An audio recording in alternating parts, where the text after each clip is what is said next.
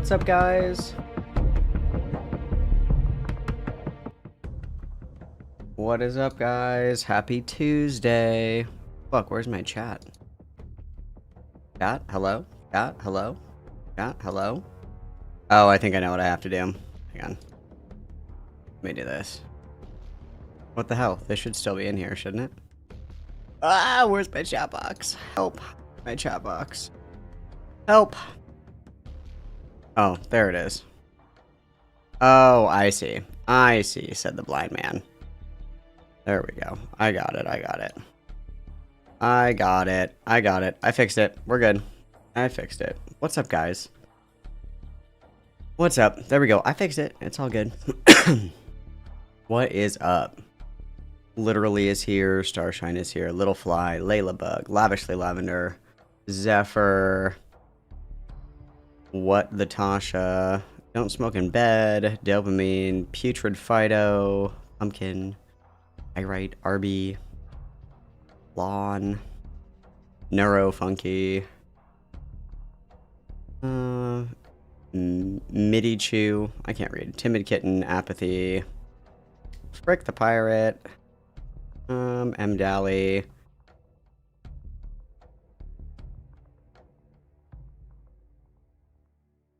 Who else we got in here, guys? Horn Affected. Honey Bee. Demon of Light. Demon Flight, as I say endearingly. Mistress of the Bark. Who else we got in here, guys? I hate that it changed all of your usernames. Scones and Jam.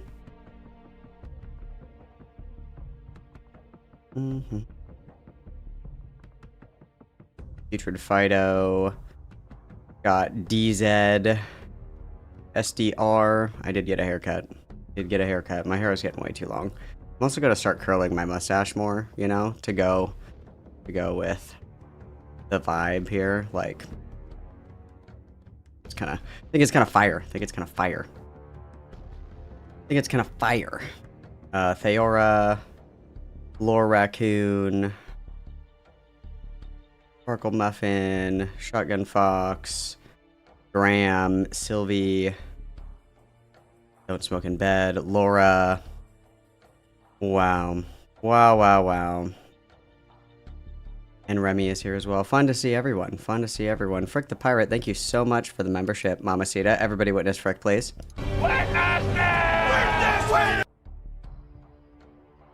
Yeah, I gotta curl the mustache for sure. Gotta do that. Faux show, gotta do that. And then I gotta go get my couch later. So excited. What's up, Dead City? Hope that you're well.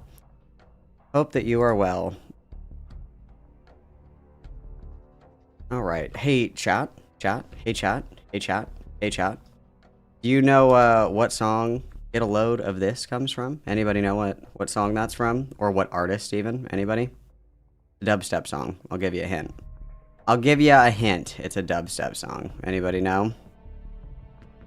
Anybody know?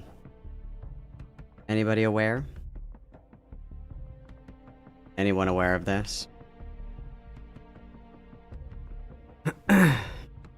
It is Jack Terrence on the bookshelf, correct. And then we're gonna start with Dead City's video. Fuck me, oh my god. And then we can either do...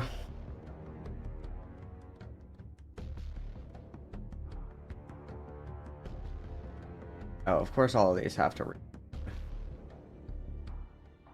Good. Now, I've been wanting to watch this video for a long time. I'm gonna make the executive decision. That's what I'm watching. I've been wanting to watch it for a while. I'm gonna make the executive decision. I have decided. Not Skrillex.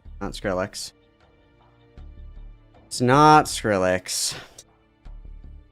Close, but no cigar. And then I need to send myself this really quick because this is just so funny. It's just so funny, guys. It's so funny.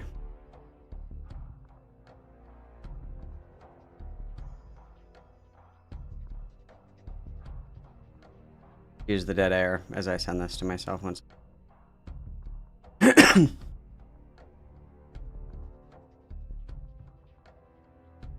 And No, actually, I'll be nice. I'll let you guys decide. Oh, is the background music too loud? I'm sorry.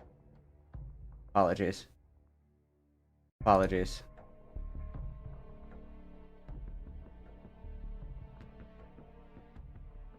There you go. That should be a little bit better. Okay. Okay, I sent this to myself, and then I'm democratically electing for the next thing. What doing next?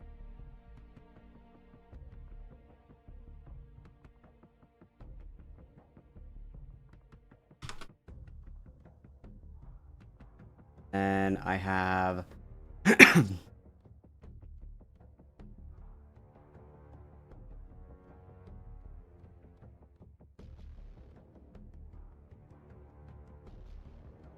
Okay.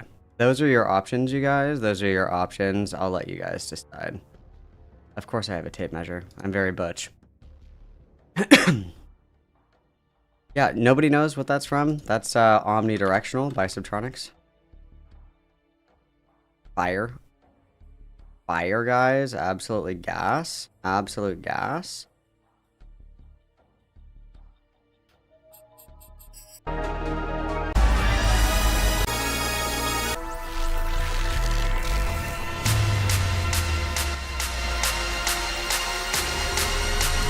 No, nobody knows. Nobody knows the tragedy of omnidirectional the wise. That's crazy. That's crazy, dude. That's crazy. That's crazy, dude. That's crazy. That's insane. That's insane. That is insane. But that's fine. That's fine. That is fine. Whatever. It's whatever, you guys.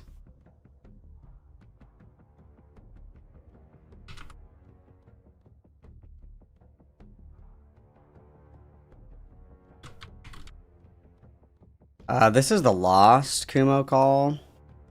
So somebody sent, hang on, I need to move this so I can actually see what I'm doing. Somebody sent these last night. Where did I put them? They're right here. So there's two. One of them is the Rifleman J call. I've heard that this one's insane, but I have never heard it. And then there's another Kumo call that was lost that somebody found an archive of. So those are the two that I have. I don't know what the Rifleman J one is. I've never heard of this one or seen it. And then the Kumo one, I know that there were several calls with Kumo, but apparently this is a lost one that somebody found on the archive channel. And then I want to show you guys this TikTok because this has been living rent-free in my mind. This is my new vocal stim. This is my new vocal stim. Hang on, I can put my webcam on. I don't have to. Oh, fuck. There we go. Yeah, there. I can put this on. Yeah, this is my new vocal stim, guys. Oh my god. It's like there's nothing behind her eyes. It's like she's not even here. We gotta go, Mom! Mom! Raping! Going now! I love that video so much, dude. I love it so much. I think it's so funny. Mom! Reaping! Going! Now!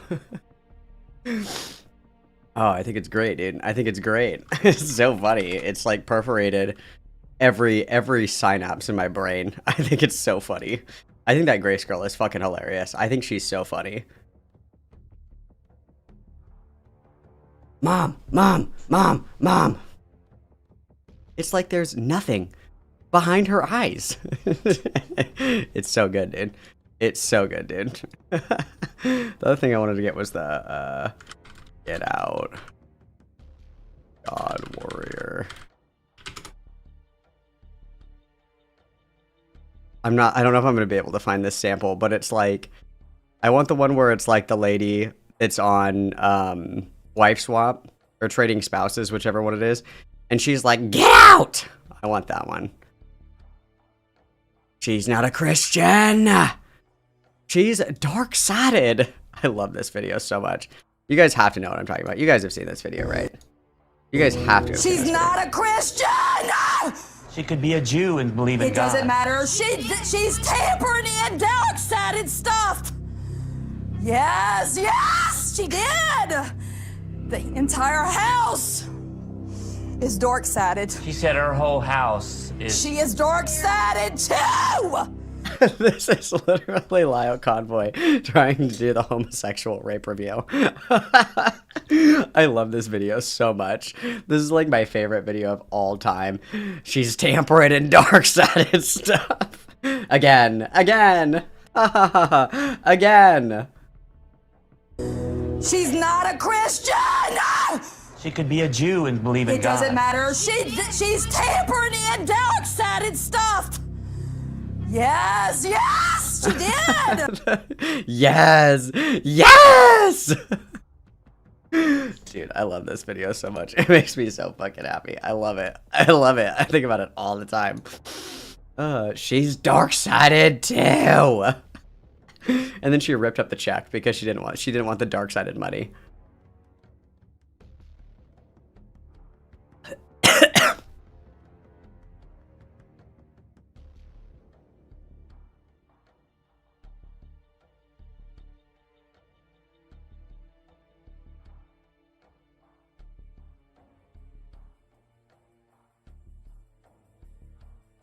God, that went right down my fucking windpipe.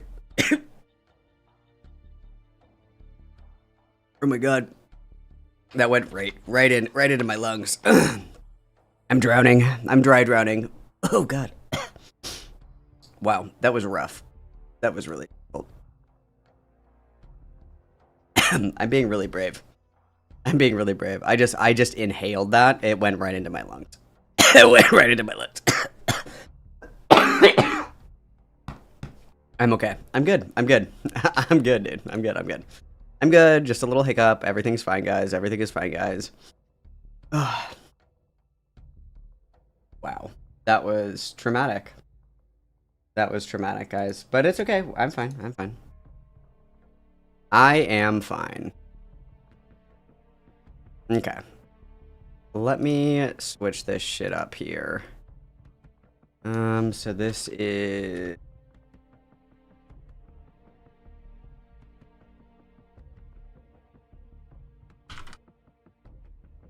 Okay, let me update that. Perfect. Wow. So good. Yeah, I told you guys I'm getting better at naming the VODs appropriately. I've been trying to do better with that, and so I really appreciate everybody's patience with that. Appreciate that. You don't like my Gavin McInnes haircut? You don't like it? I think it's pretty slay. I think it's pretty slay personally, but that's fine if you don't like it. Everybody's entitled to their wrong opinion. So we're gonna start with Dead City's Lily Orchard video. We should all be... Oh, Dead City needs to preface. Do you wanna jump in BC really quick? Hang on, I have to cough again. Hang on, sorry guys. While we're waiting on Dead City, I'm looking now. I'm checking. I see that there are 113 people in here, and there's only 50 likes on the video, which means there's approximately 60 of you that are freeloading right now, which is just unacceptable, if you ask me. Just completely unacceptable, if you ask me. It is, you know, your civic duty to like the stream. Okay, you need to. So make sure you're liking the stream, guys. It's also free. It is also free.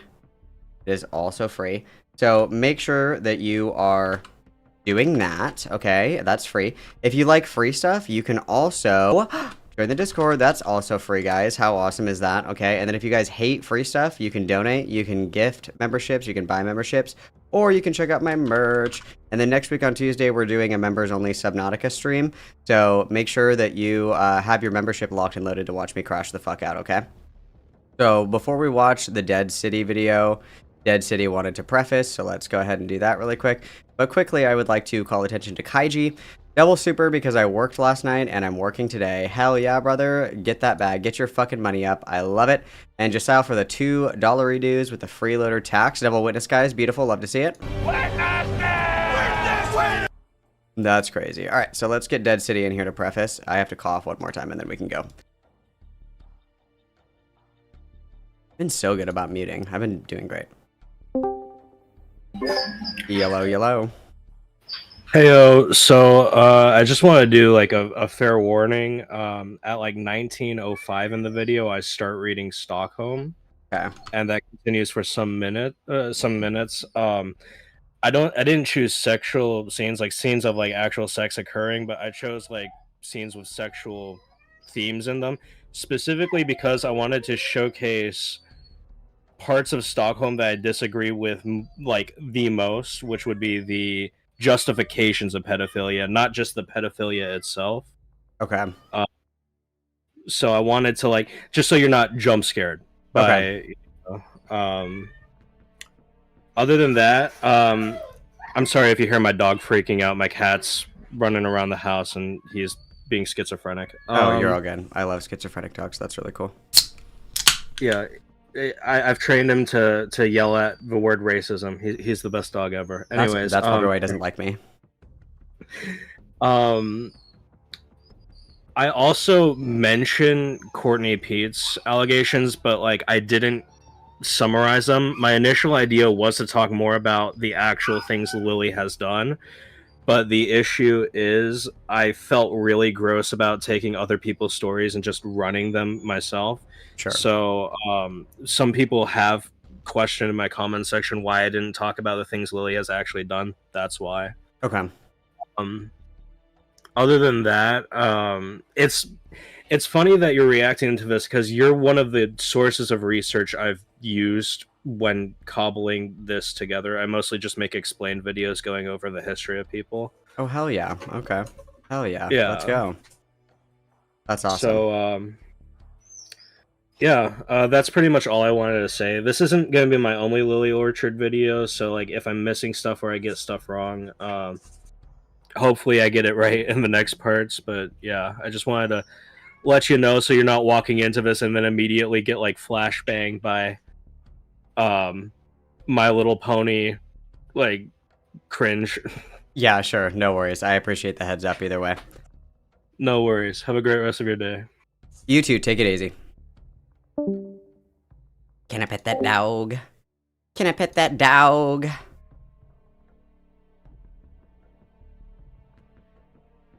Can I pet that dog? Very nice, guys. We love to see it. Okay, so 1905, we are reading a little bit of Stockholm. Don't love, but that's okay. We'll figure it out. We'll figure it out, you guys. We will figure it out. I want to know. Damn it.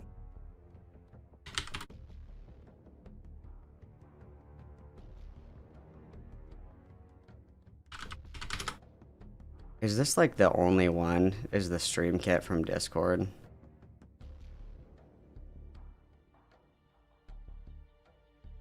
Because I want to fix this where the name is in a different spot, but it's not letting me like move it. 'Cause I want this.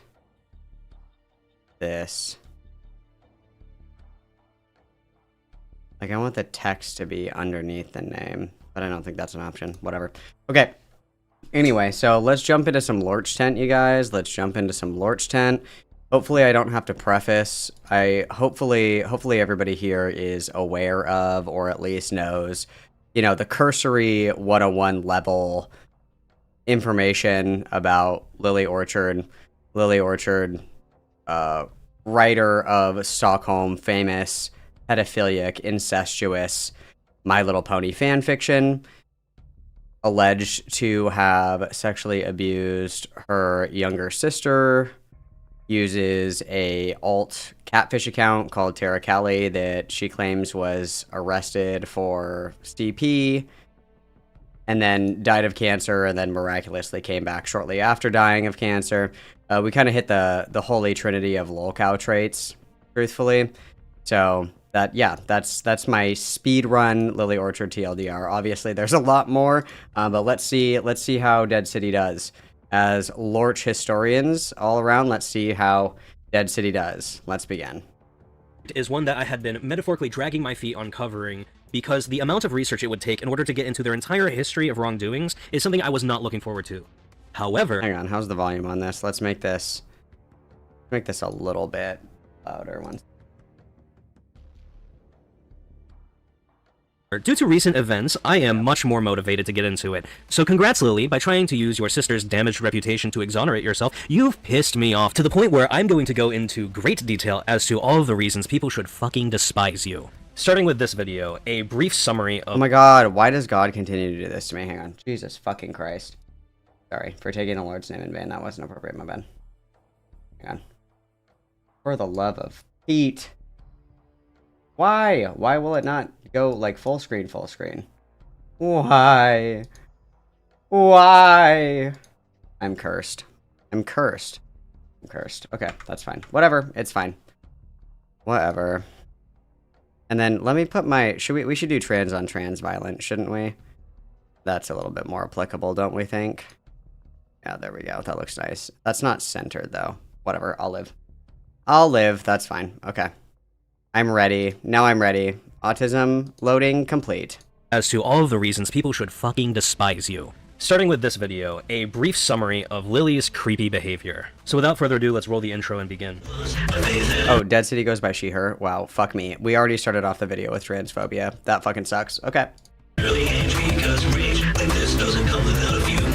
Lily Pete, also known as CD Call, Lily Orchard, Ballspawn, Terracali, or Alcortive, is a person who has worn many faces online, all in an effort to manipulate people who are close to them to satisfy their sickest perversions. To say that Lily is a wolf in sheep's clothing would be inaccurate. It is more like a wolf in a wardrobe of sheep fleece. Lily has rebranded herself... Very Buffalo Bill-esque. Okay. And then just to confirm or deny, is Dead City, are you transgendered? Are you transgendered? Is this lateral violence? Or is this punching down violence? What kind of violence are we? Like, are we doing trans on trans violence, I guess, is my question. Please tell me your pronouns and gender identity so I can wield your identity as I see fit to win arguments. Thank you. More times than any other creator that I could readily think of off the top of my head. And this isn't an effort to try to cause some probable deniability whenever someone makes a claim against her when regarding one of her other accounts that she used to use. Unfortunately for Lily, however, people have taken such a notice to her that the proof that connects every single account to each other is very well distributed. I will be discussing okay, trans on trans violence. Noted. Okay, perfect. The evidence that links all of these different accounts to Lily herself, but there will also be links provided in the description down below for you to check out these sources for yourself. So with that brief introduction, let us begin by talking about Terracali. Terracali. My favorite. I think the best way to first broach the subject of Lily's history of wrongdoings is to talk about Stockholm, an infamous My Little Pony smutfic involving depictions of incestuous pedophilic relations between ponies. This Alcortive user has been directly... And just for the record, not one of those phrases is in the Bible. It's very, very inappropriate, very wrong. Linked and tied to Terracali, and in one of Terracali's now deleted Tumblr posts, she had revealed that she was indeed the author of Stockholm. Terracali is the supposed pedophile ex-friend that Lily Orchard used to frequently hang out with. Now, Lily's falling out with this Terracali has been told... Also, if I may, I would like to call attention to the thumbnail that Dead City used for this this video, which I love more than I care to admit.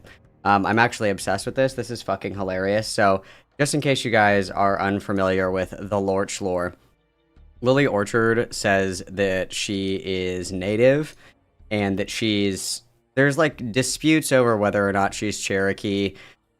She claims that she's Cherokee because of her grandpa, and then Courtney said that they're not actually Cherokee. It's just that Cherokees are like the closest tribe with actually living ancestors to the tribe that they're actually from. I don't know.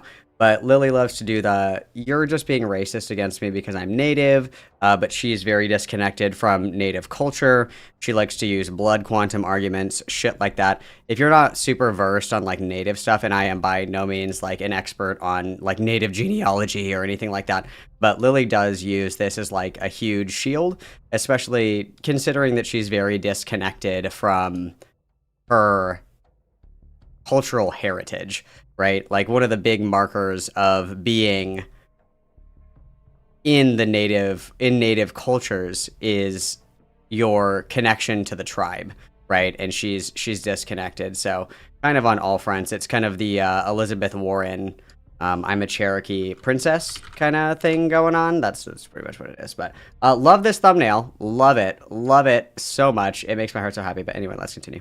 Through many different versions, but I'll try to give a brief synopsis of all of them. Lily gets a call from Tara Callie stating that she needs Lily to go over to her house to delete her hard drive. She opens a laptop to immediately find and look through hundreds of images of CP that are, I guess, just on the desktop. And at this point, there's a knock on the door as the cops show up. Lily answers the door, and the cops then talk to her and candidly say, "Oh, we're here to collect a laptop that is full of evidence against your friend Tara Callie." To which Lily says, "I think I know the exact one. Let me go show you." So according to Lily, the cops pick up the laptop, and then Lily goes over to the jail, and for some reason the guards let her back in with the inmates to go specifically beat up Tara Callie. And honestly, I'm presenting the story as close to how Lily presented it originally as I can here when I say all this. If it sounds unbelievable, I'm not the one who wrote it. And she also said that Tara Callie was like this 6'4" giant person or whatever, and then she also claims that Tara Callie is like this redheaded lady, but when you run the image through reverse Google image searches or whatever, it comes up as like a stock image. So very, very bad catfishing skills. I miss Catfish, the TV show. I miss it desperately. Dude, could you imagine Catfish like in the current internet era? That would be so awesome. I want a Catfish episode on Lily Orchard. I want a Catfish episode on Leadhead. Like, I want a Catfish episode on Lab Convoy. Like, that's what I want. That's what I want. Maybe that's what we should go into, you guys. Maybe we should do, like, IRL streaming, but it's, like, the Catfish-esque thing, and it's just, like, meeting these people in real life that are, like, fucking psychotic on the internet. That sounds awesome.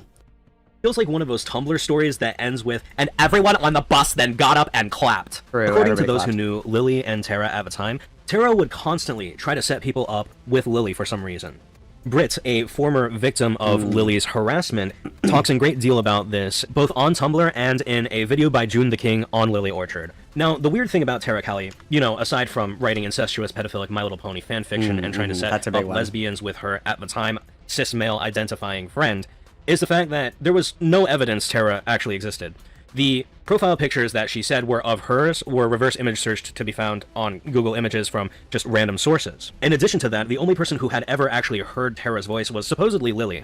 But all of this can be explained by the fact that Tara Callie doesn't exist. Tara Callie's accounts were all being controlled by Lily Pete. This was confirmed. And they also did IP grabs as well to show that all these accounts were Lily.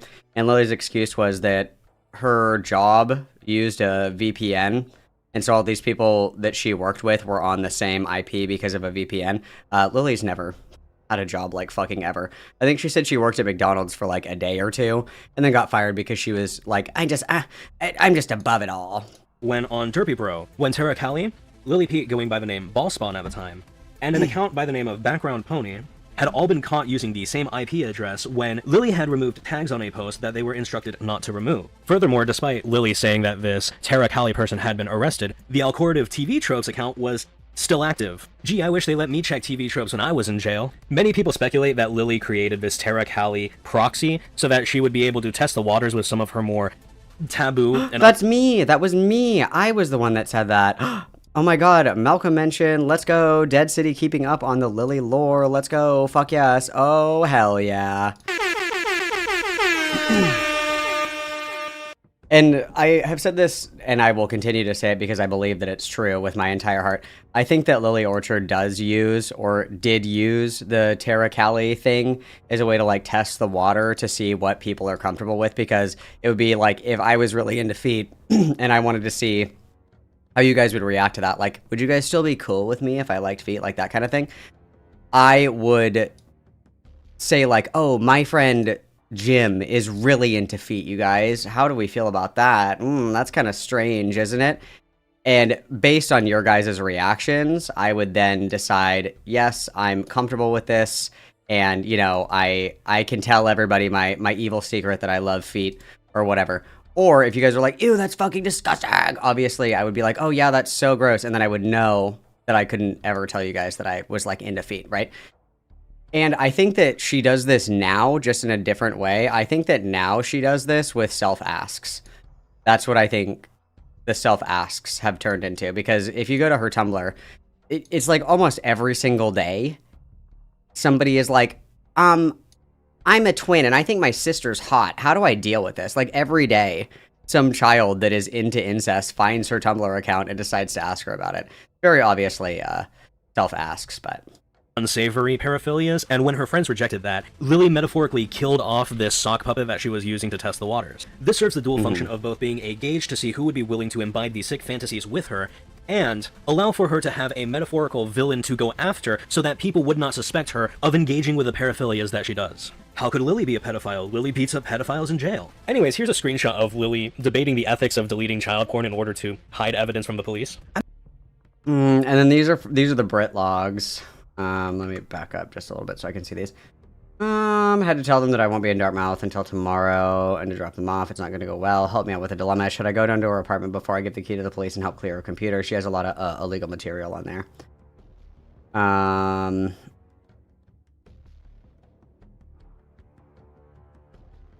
How come she never brings this up when people like self-ask her shit? Like people or when she self-asks, I should say. It'll be like, oh yeah, I love pedophiles. That's crazy because I got one arrested. Why don't we ever bring up that Lily allegedly collaborated in helping this person, like, potentially hide it? You know what I mean? Interesting. Anyways, here's a screenshot of Lily debating the ethics of deleting child porn in order to hide evidence from the police. I'm not sure how to feel about it, and the police want the key I have to search her apartment. Had to tell them I won't be in Dartmouth until tomorrow, and I'd drop it off then. That's not gonna go well for her. Oh, Dead City was gonna read it for us, my bad, guys. Okay, help me out with a dilemma. Should I go down to her apartment before I give the key to the police and clear her computer? She has a lot of, illegal material on her hard drive. What kind of material are we talking about? Please don't tell me it's what I think it is. There's only 3 types of illegal computer material: piracy, terrorism, and child porn. She has 2 of the 3. Jesus fucking Christ. I'm not sure about that. If you clear it, they might get suspicious. I wouldn't wipe the entire hard drive, just delete her downloads folder. Halifax Regional Police don't really work on the high-tech end of a spectrum. If you think you can do it without putting yourself in jeopardy, ... The thing is, should I do it, or should I let her run the chance of 30 years? Would they find your fingerprints on the computer? They'd find tons of fingerprints. It's a keyboard. Thing is, under Canadian law, if it was deleted, the government no longer cares. It's an ethical dilemma I'm having. Whack. Out of all the things you could do with your infinite free will, choosing to use that to have an ethical crisis over the merits of deleting evidence to shield your pedophile friend it's a choice. You know, I guess Lily's just ride or die like that. Like, what the fuck, dude? She's just ride or die, dude. She just loves, she does it for the love of the game. Based. No, this right here lends the most credence to the theory that Lily was using the Tara Callie sock puppet to test the waters with her friends. Stockholm would not be the Malcolm vindicated once again. Malcolm's always right. Can we get a Malcolm is always right tally? Let's go, guys. Let's go.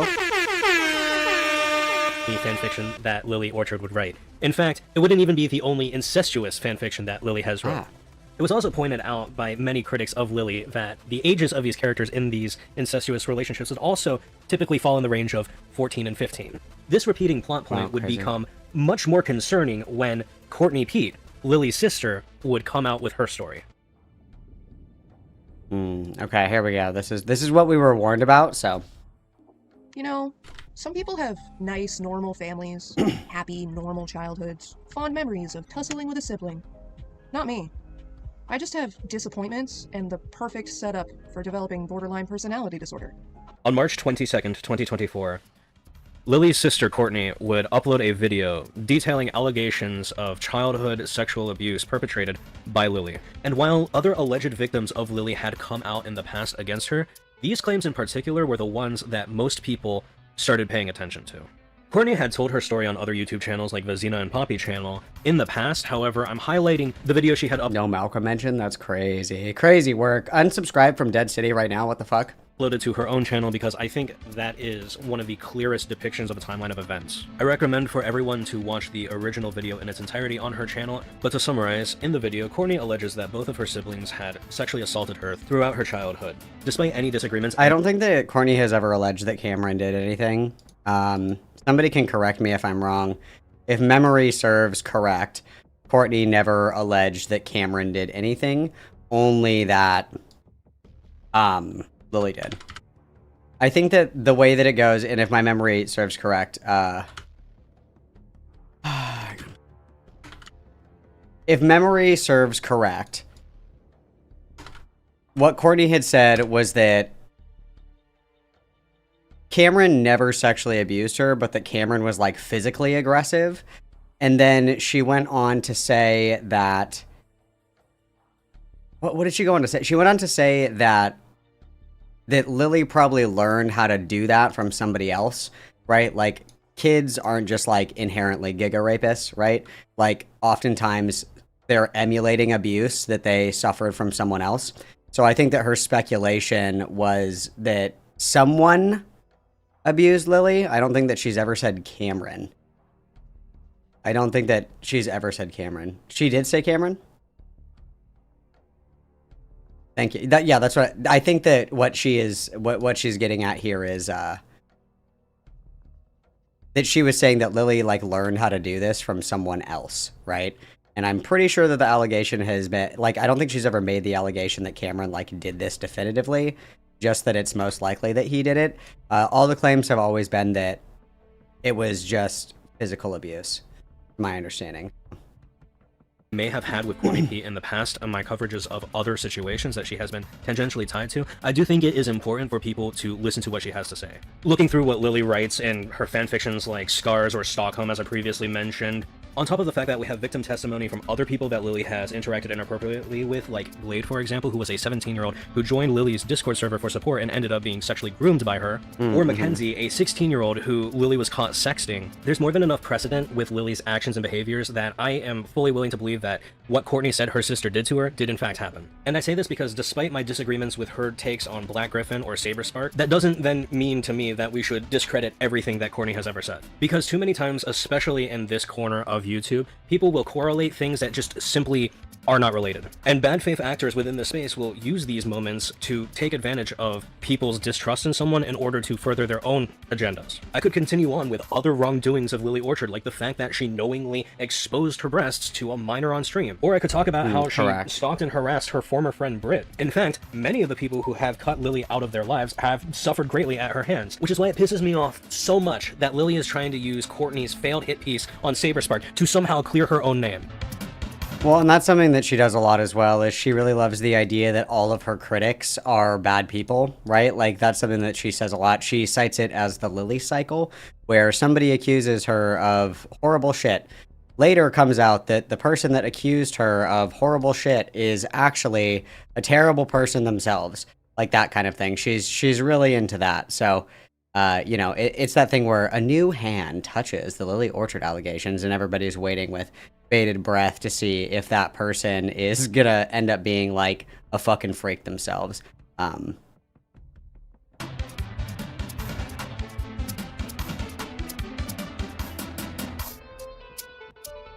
May 28th, 2024, 6 days after Courtney Pete released her video, Lily Orchard would upload a video of her own responding to the criticisms and allegations levied by Courtney Pete, I Love Kim Possible a Lot, and a YouTuber by the name of Essence of Thought. Right out of the gate in this video, she states that she's not going to be talking about Stockholm or Scars or any other contentious fanfictions that she has written. This first 10 minutes is Lily responding to, in my opinion, one of the least important criticisms in I Love Kim Possible a Lot's video on Lily Orchard, that being questioning Lily's claims on her indigenous heritage. I'll be honest, I don't care too much if Lily is or isn't part native, but what I will say is a lot of her fans call her a person of color as a way to defend her and excuse her actions when first which is it's a no from me, dog. It's a no from me, dog. I like Lily is white as snow. Is white as snow.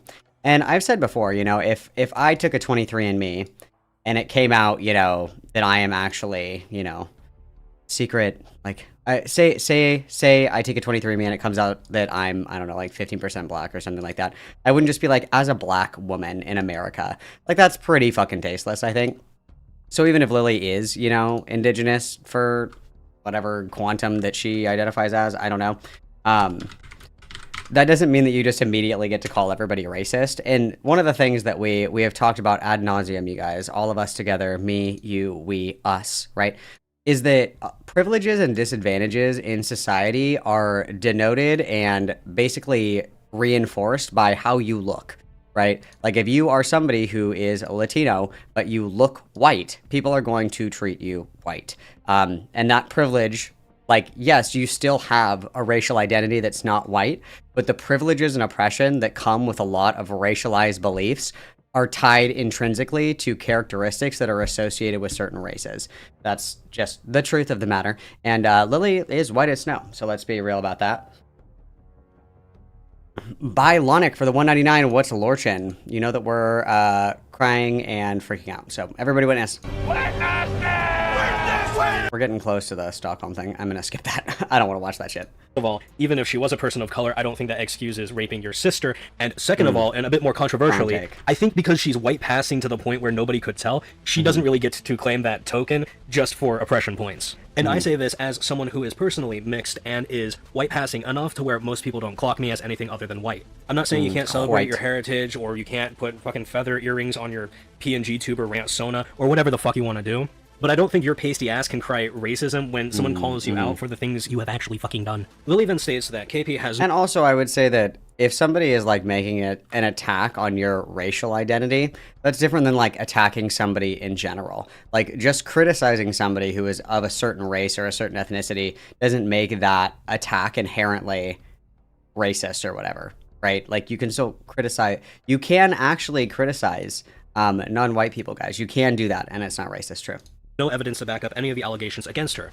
The problem with that is, KP's video does have a lot of evidence, it's just all involving Stockholm, which Lily is terrified to talk about or even mention, because she knows how fucking bad it would make her look if she ever gave it even the slightest bit of attention. It's so funny how Lily skirts around talking about Stockholm, because she goes into her falling out with KP, where there's the phone call that KP brings up the fact that Lily wrote Stockholm, but the way Lily says is, oh yeah, KP came to me with a bunch of allegations and said, I'm not comfortable with these allegations, so I said, okay, bye, and blocked her on everything, because I don't want to be friends with anyone who believes those stupid allegations. Those allegations, of course, being her writing Stockholm. She is tiptoeing around it so fucking desperately because she knows that if she actually discusses what happened and where she admitted to writing the incestuous pedophilic My Little Pony fanfiction, she knows that there's no way she could 200 hits of psychic damage. spin that in a way that makes her look good. People were surprised at how abruptly I ended the call when KP said she wasn't comfortable with the accusations made against me. I just said, all right, bye, and left and blocked her on everything. Simple reason for that, I don't want to be friends with anyone who believes any of this garbage. And that's something I'm entitled to do. I didn't yell, I didn't scream, I didn't call her any names, I just said bye and left. You're not comfortable being friends with me because of the accusations made against me? Fine, bye. The other thing Bye. that I guess is kind of coming out of the woodwork is this fan fiction that I didn't know about. Like, Dead City, love you, Monarch. Your audio balancing could be a little better. Just a little better. Just a little better. There are parts in here that are exponentially quieter. not to bring it up, but like I Just some constructive criticism. I'm not attacking. Kayla about it a couple of years ago, like when it was being brought up by like just in general, and she said it had something to do with your trauma. I didn't push that, but I guess just like I don't. Yeah. Oh, okay. Dude, I hate when your trauma makes you write incestuous goon fan fiction. I hate when that happens. Here's how this goes. So I was really fucking pissed off at the fact that fanfiction just basically just kind of let anything go in regards to content and just hosted a shitload of child porn. So I wrote a book where basically a bunch of fic where a bunch of pedophiles just get shot in the head. Oh, what?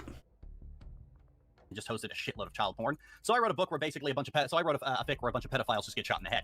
And then Bronies got really mad about it and started lying about its contents. Right. Well, from my understanding, the context or Scootaloo and some of the other CMC have like relations with the with Rainbow Dash and stuff. Nope. Right. Why are you asking me about all this? Because I'm just kind of confused about like what's going on, and I just like if that were the case, I don't know why if like it was making the rounds again. I don't know why you didn't tell me, hey, you know, this like fan fiction's making the round, just so you, like I have to like to kind of be exposed with this with other people, and I'm just kind of confused at this point. Generally just don't talk. I just generally don't. The two worst people you know to call. Talk about it because, you know, it's one of the most it's one of the more persistent pieces of fiction that pass around about me, because nothing passes the rounds more than trans girl predator. Right. And just okay. I just don't talk about it. I don't acknowledge it. I don't give it attention. That's pretty much all it's been. Okay, well, I guess at this point, regardless of you v. Courtney, like, I understand, I think there's been some transphobia on the table, and that's not okay. So, as a favor to Totally you, not if okay. I Completely reached out disavow. to Courtney and got her to apologize for the trans No, I do not want you to reach out to Courtney at all. Literally okay, do well, not. You have been stopped. I don't feel comfortable with any of this, Lily. I don't feel comfortable with these allegations against you. I just don't. So. All right, goodbye. Okay, bye. Take it all in, folks. This is what professional grade self-incrimination looks like. There's a few notable things in this phone call with KP that I would like to personally just talk about before I fucking explode. Let's start with the synopsis of Stockholm from Lily, shall we? She tries to claim that she wrote a fanfiction about pedophiles being shot in the head. The way Lily tells it, Stockholm must have a very obvious negative view on pedophilia. And we wouldn't see anything from the story itself trying to, I don't know, justify pedophilia or trying to humanize or normalize predators. Although used to hearing those words spoken to Twilight, Fluttershy... Okay. I'm gonna skip. Because I don't want to be flashbanged. I have made it this far without reading Stockholm, and I'm not gonna do it now. We're gonna skip that part. Christ, I can't make that joke. Scooting around the issue. Fuck. Fuck! Oh my goodness. Yeah, there we go. Jesus. I've made it this far without reading it, without knowing fucking anything about it, other than the TLDR we're not gonna learn today. Stockholm I would have liked to have read would have been 0. And I gotta say, I'm disappointed that it didn't end with, I don't know, a Doomslayer style world-ending event where all of the fucking ponies get shot in the head. You know, I keep calling them ponies, but the fanfiction makes it painfully clear that, like, these are, like, human versions of these characters. How dare you, Lily, have the gall to sit there and say that people are just making up shit about you being a predator because you're trans? Especially when you write a line like this. Ah, so you're intersex as well, Firebrand noted, writing on his pad. That explains a lot. The fuck video covers the allegations made by Brittany. Lily tries to say that all of the evidence that Brittany Lily's... The fuck do you mean? Oh, shut up, you disgusting pig. With that tangent finally out of the way, the next part... Ooh, the pig. Hell yeah, that's my favorite vocal stem. Yeah, I don't want to be exposed to it. I've made it this far without it. I think I can continue without it. I think that would kill me.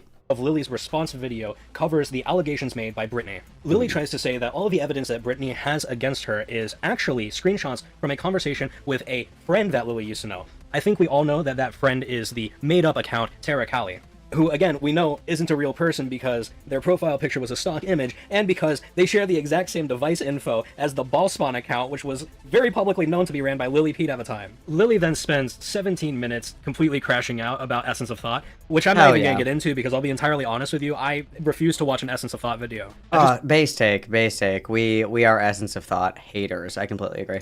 Could never get over the slow, staccatic way she speaks. It really pisses me off. No, instead we're going to completely skip over the trans-on-trans violence and talk directly about the 20-minute segment all about Courtney Pete. Lily prefaces this segment by stating that this is a he-said-she-said situation in which neither she can prove her claims against Courtney, nor Courtney could prove her claims against Lily. I would argue that's not true at all. Lily states that Courtney has no evidence that Lily is a fan of incest. My turn, I guess, Rainbow smiled.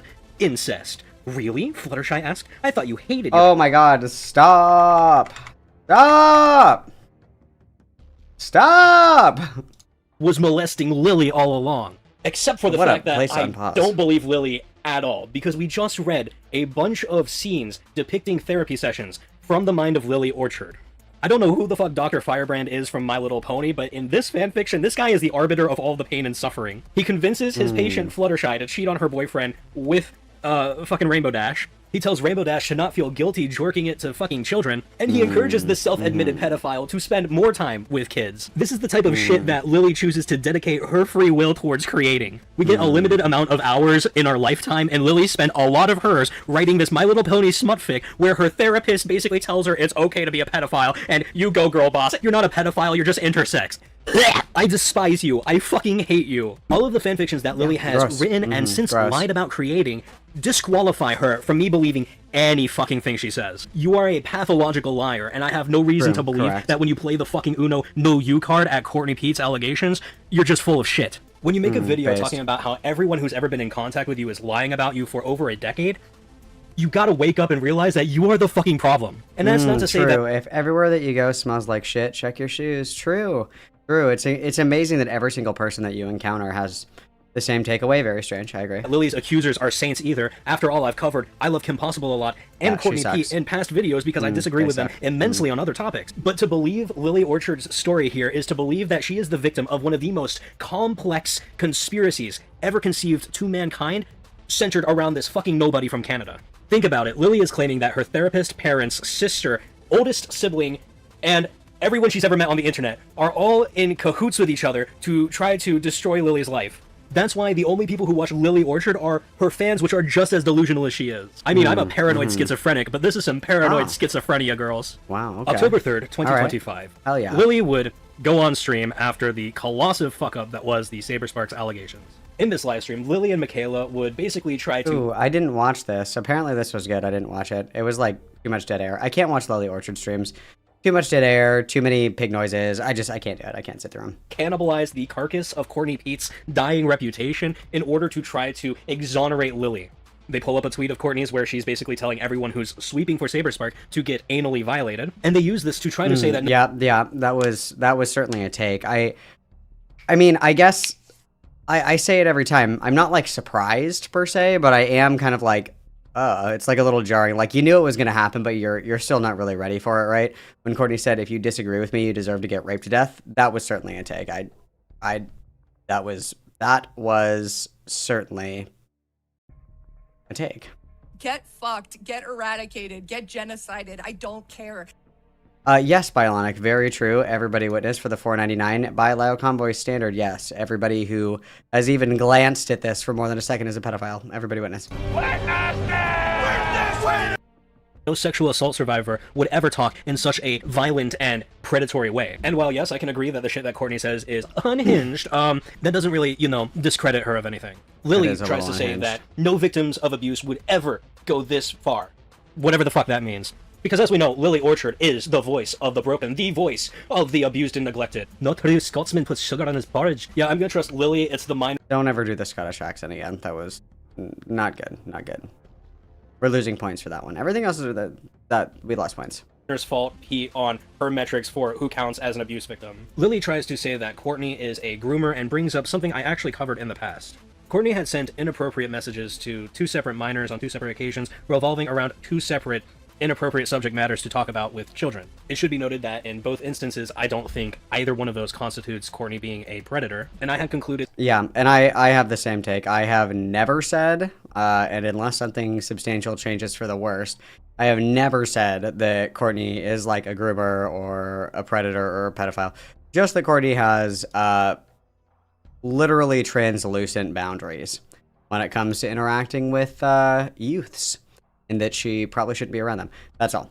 Just that it was a very, very, very, very, very prominent display of tragically loose boundaries. That it is very clear that Courtney is not mentally well and should probably not be online so much. I'm not going to get too into this topic. If you want, you can look at my previous coverage on it, or you could look at Lily's fucking stream if you really want to. But all I'll say is I can get how some people would reach the conclusions Lily does, but I personally think Courtney's just insane. To be fair, I think any content creator talking to minors through Discord is fucking crazy. Speaking of which, join my Discord server, the House of Representatives, link down below. This next part is actually what prompted me to make this video in the first place.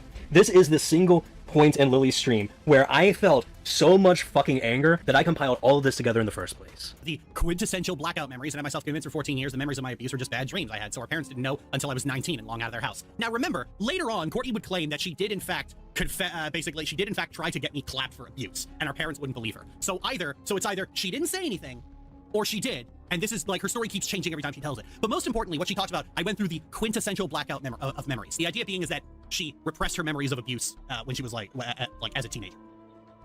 Problem with that, repressed memories aren't real. There's no such thing as a repressed memory. It is. We've talked about this before. This is just a really stupid take. And remember, Lily lies and says that she has a degree in psychology. That's a fucking lie. Repressed memories are a thing.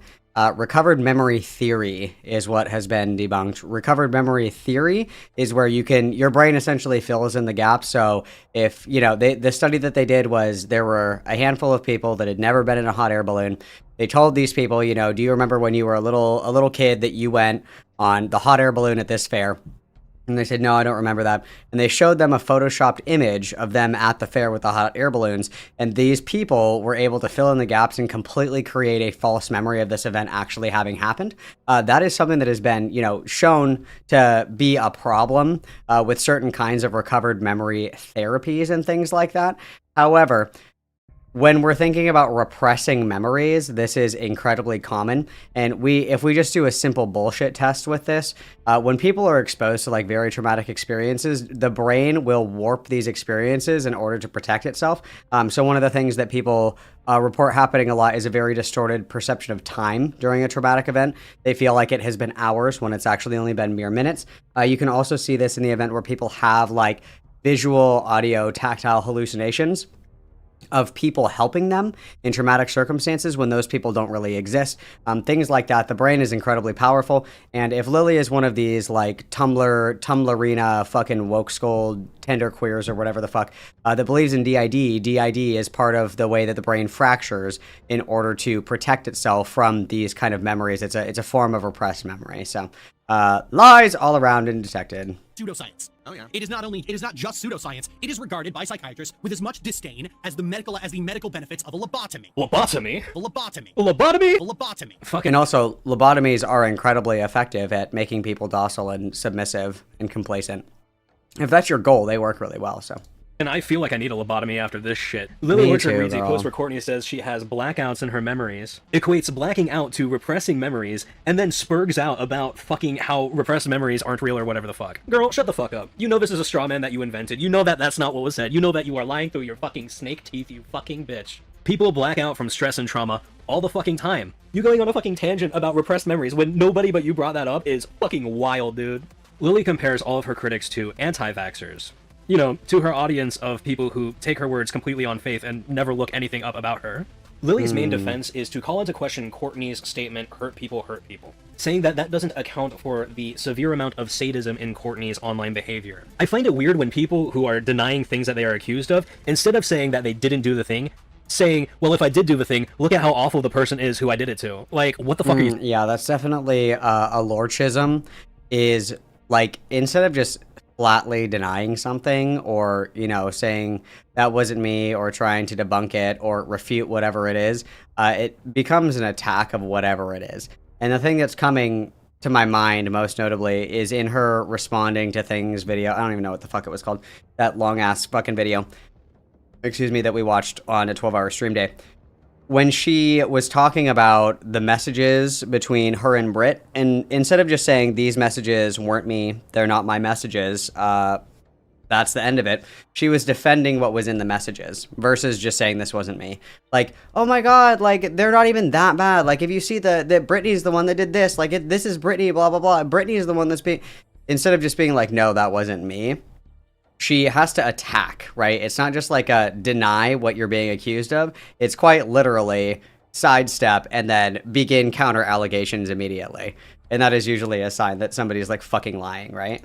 Talking about. If you didn't do the thing, then why are you even fucking like entertaining the idea of, well, if I did do the thing, she wouldn't be this fucking sadistic, I guess. Like, what is your argument? Lily shows a screenshot of a post that was on Courtney's Tumblr before it was deleted. The post reads, Anonymous asks, since Lily loves reusing names, I thought I'd just try googling her known aliases. And full disclaimer, I don't know what this site's about. This could be someone pretending to be Lily, but I'm going to throw up anyways. There are no pictures or anything in this link, it's just a request. Lily tries to state that it is a lie that this person found this by googling Lily's aliases, because the link that they provided to Courtney was a .onion link. Lily fails to fucking realize that it's not a .onion link, it's a web archive of a .onion link. And yes, you can access the web archive from Google. Fucking wild, right? It's telling how, again, Lily doesn't choose to just outright deny the claims against her, and instead attacks a random tangential thing. Try again, sweaty. That's not me, because you didn't Google that link. Lily tries to play the trans card again and say that Courtney's just trying to ruin her life because she's trans. Ah, so you're intersex as well. That explains a lot. It is at this point that Lily's stream kind of loses focus quite a bit. Lily shows a screenshot of a DM she got on DeviantArt from Courtney that she tries to use as evidence that Courtney is lying about all of what she's claiming. But the original message is so vague anyways. It reads, from Nekosi7 to Valkyr Studios. Hey, it's Courtney, period. We need to talk. I can't imagine the fuckers who birthed us are in any ways supportive. And I've blamed you for a lot in our childhood that wasn't actually your fault, comma. I'd like to change that.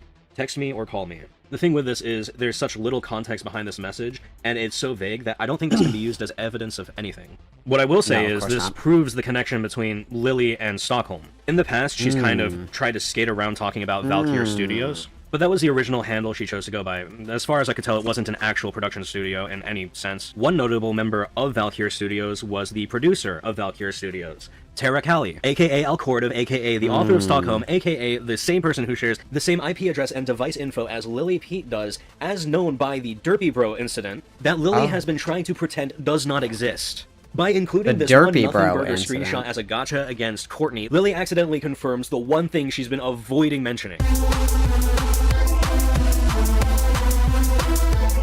With how much information seems to be tied to personalities nowadays, I think it's important that we all remember that just because someone does something wrong doesn't mean they can't be a victim of someone else. We as an audience still need to put the legwork in to make informed decisions.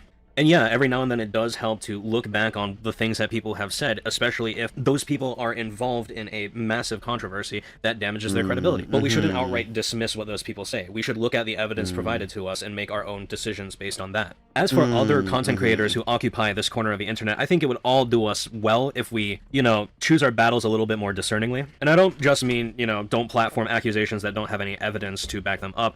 More so just in general. And I'm guilty of this too. Like, I'm not saying this from a sense of superiority or anything. I recognize this is a problem we all have and should probably fucking work on it. But anyways, with all that being said, my name's Undead. That's all I got. Okay. I think that was fine, I guess. A lot of retreading of the same shit that we all already know. I've made it this far into the LORCH universe without having read Stockholm, and I would like to keep it that way. Yeah, not really new information, but anytime that there's a nice, like, synopsized, like, condensed version of things, I think that's helpful. It's digestible, because the other option is people are left to corkboard, red string, everything themselves.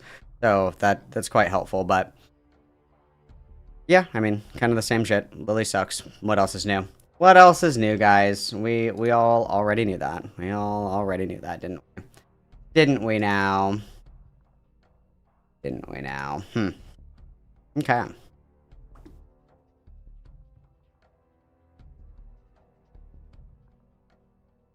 Okie dokie, artichokes. I'm gonna put on your key jangling and yo piss girl really quick. And then we will move on to the Lost Kumo call. We will do that. Let me put on your key jangling for you. Let me do that, because I'm so nice and demure. I'll be back in just a moment. Everybody behave. Everybody behave. Your key jangling is locked in. I will be right back.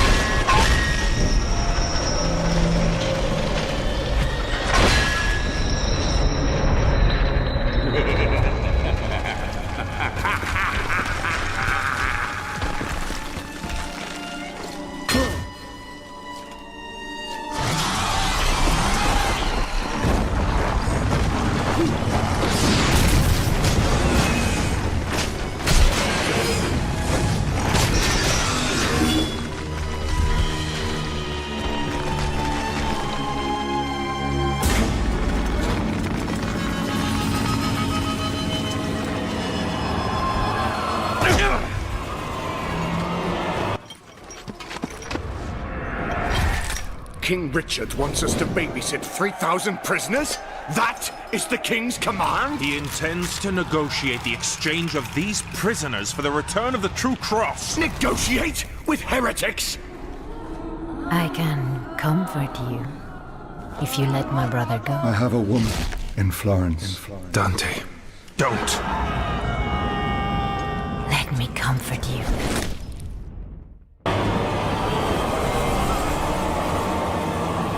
Love, brother. Have pity on our perverse ill.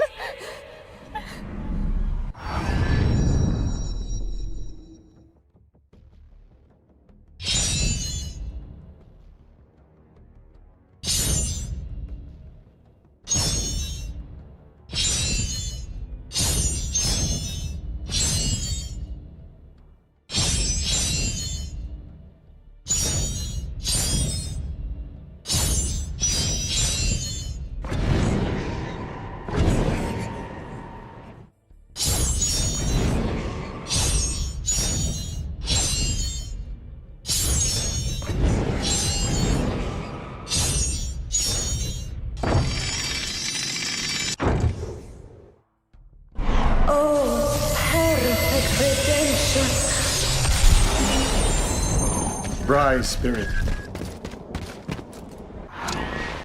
Alright, I'm back. Did you miss me? Did you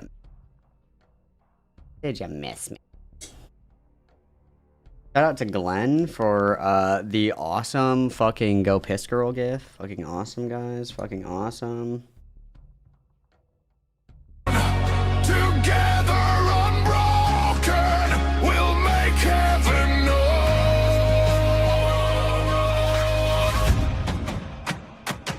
This is my theme song now.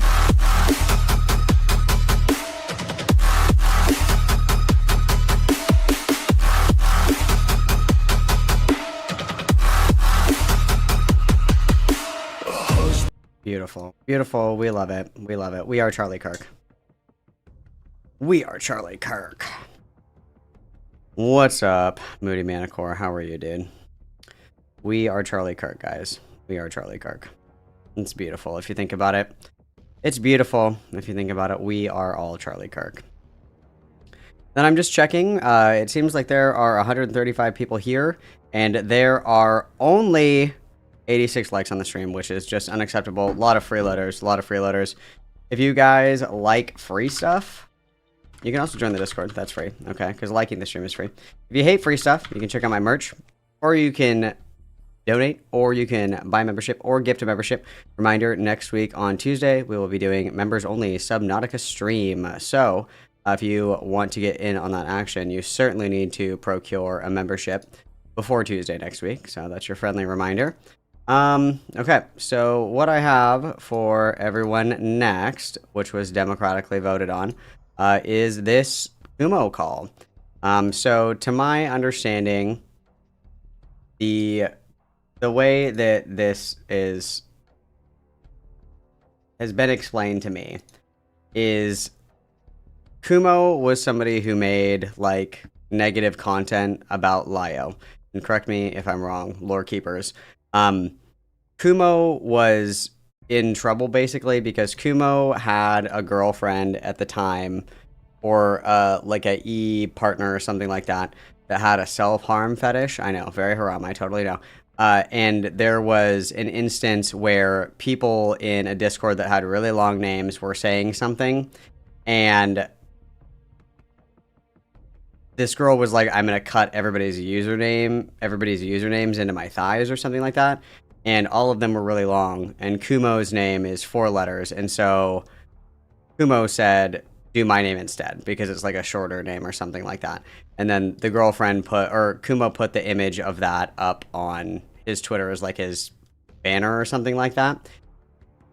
And yeah, so that was a whole thing. I don't know much about it. Obviously, I think that's kind of crazy. I think that's a little wackadoodle, but nonetheless, Kumo was a target of many Senate calls. I believe there were 5 of them total, and then one of them was lost. And supposedly this is the lost call. One of the lost calls. And they were all 18 plus apparently. And then I don't know if on here it says when this is from. Yeah, it doesn't say on here when this was uploaded, but all of the other Kumo calls were, what? How many years ago would that have been? Let me check. When were the other calls?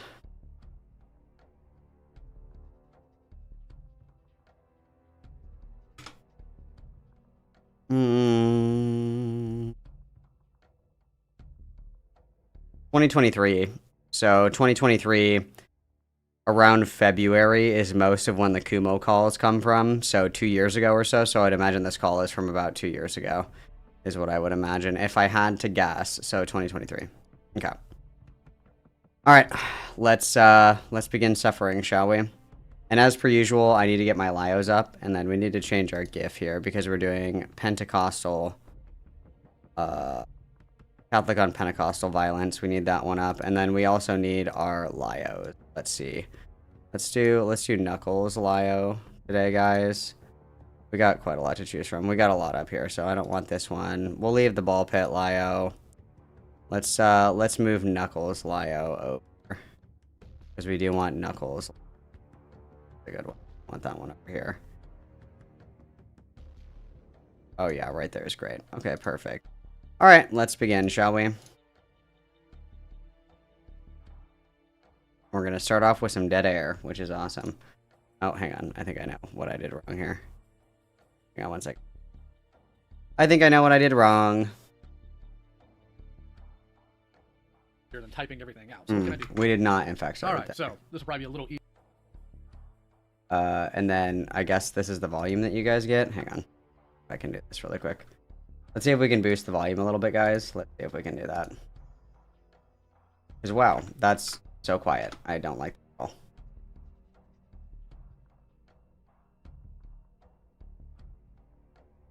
all. What in the world is wrong with more? This stupid app. More. I know, it's actually been really buggy lately. More. All right, so this will probably much. be a little easier than typing everything out. So what can I do for you, Kumo? Okay, there we go. Okay, let's speed her up. Speed her up. Let's get her sped up. Get her all sped up. Okay, there. Let's try again.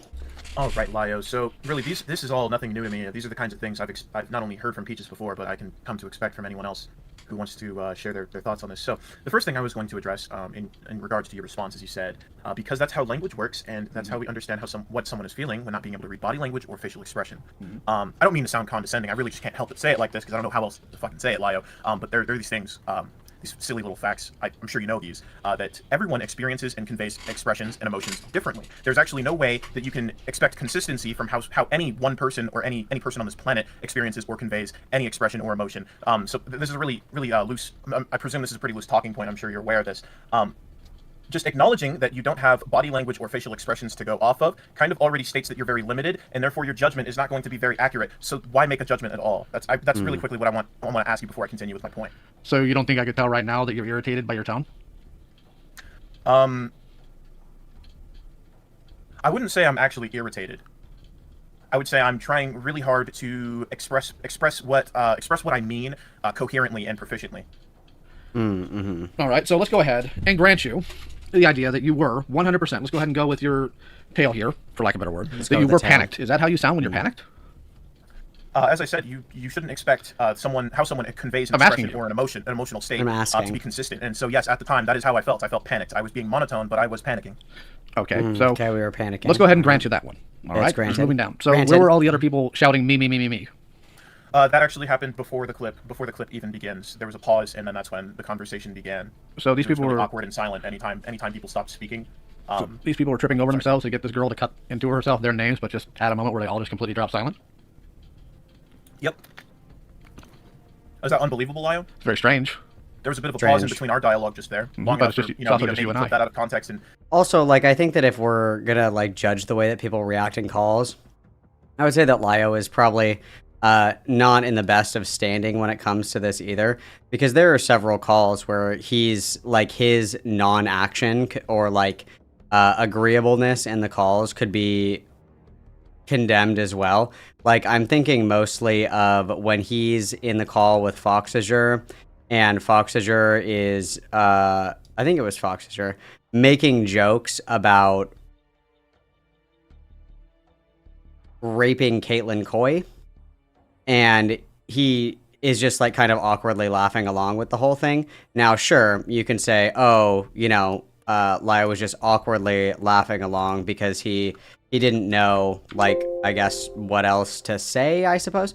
But if we're going to say that the way that people respond to, like, kind of jarring information, pardon the pun, jarring information in these kinds of calls or whatever, I don't think that Lio is the one to make that criticism, because he, too, has made incredibly, how do we say, odd statements towards people and their weird shit that they've said in calls. So it would be believable that nothing was said before that. It's just you and I in this case, Kumo, not multiple Just people. you How many and people were in I. that call? Me and you and I. I can actually, would you like me to just pull up the clip? Go for it. Alrighty, let me dig it up for you. I think there were 4 to 5 at the call in the time, in the call at the time. Let me find the clip. I believe I have it somewhere. Where is it? Let me just go in the group chat where it was originally stored.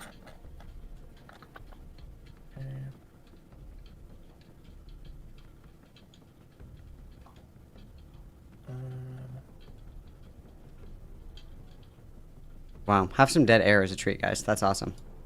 That's awesome. We love that. Here it is. Okay, let me go dig it up now.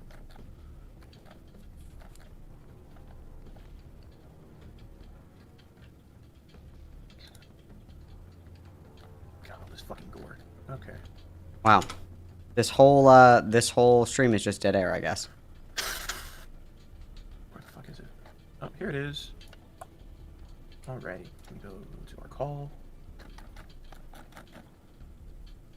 I'm having a really good time, guys. I'm having a really good time with this. Here you go. This is awesome.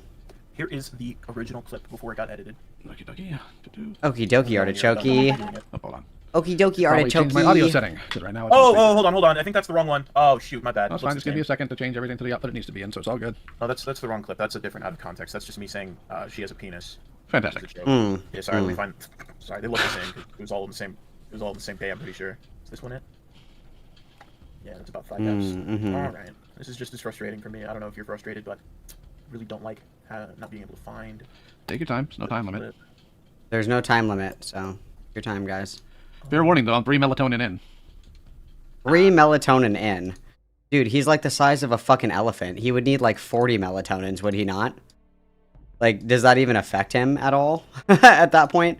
When you're that size, does what, a couple of milligrams of melatonin really fucking do anything? Really? Okay, sure, yeah. Let me see. It should be fucking in here. This is.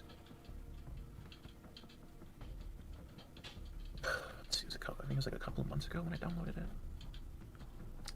And these come from the girl, right? The girl. Exactly. The clips that we're referring to. They're all directly sourced from the girl? The Sort girl. of. So, is this it? Let me see. Let's see, shall we? Found it. Let's go. Awesome. Okay. They were originally clipped by another individual in the call. Someone who had the I think it was like GeForce Now or whatever, the software people use to clip their moments in gaming or whatever. I have no idea what that is. Yeah, I don't expect you to. Oh, It's really wow. fucking niche. Don't expect you to, dude. So if people download them in the middle of a game, they can just Alt Tab and open the software and clip something within the last hour of their session. There's the clip though. That's the full context. I'm waiting for it to load. It's not loaded on my end. Oh shoot! Hasn't loaded yet, guys. Hang on. Okay. Fantastic. Somebody just got to get Everybody relax. Cut and paste the wrong thing, didn't you? Yeah. Forgive me. Yeah. It's all right. I don't care who you tell this conversation about. God fucking damn it! You okay over there? I'm at my limit.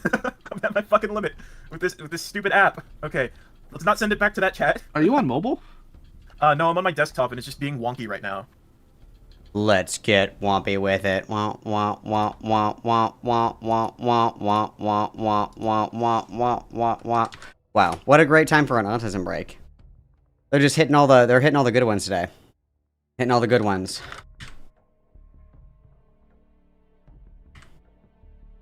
Let's get wompy with it. I saw this this TikTok once, and it was like, so it was a girl, and she goes, so I went to my first rave, and first of all, I would like to say thank you for inviting me to your place of worship. But something that I noticed was that everybody knew the words to all of the songs, but there were no words. Please explain. And I thought that was beautiful, because that's true. You know all the words to all of the songs, even though there are no words. This is very true. This is a very correct statement. This is a very correct statement, which I think is, you know, it's beautiful. It's beautiful, guys. It's beautiful.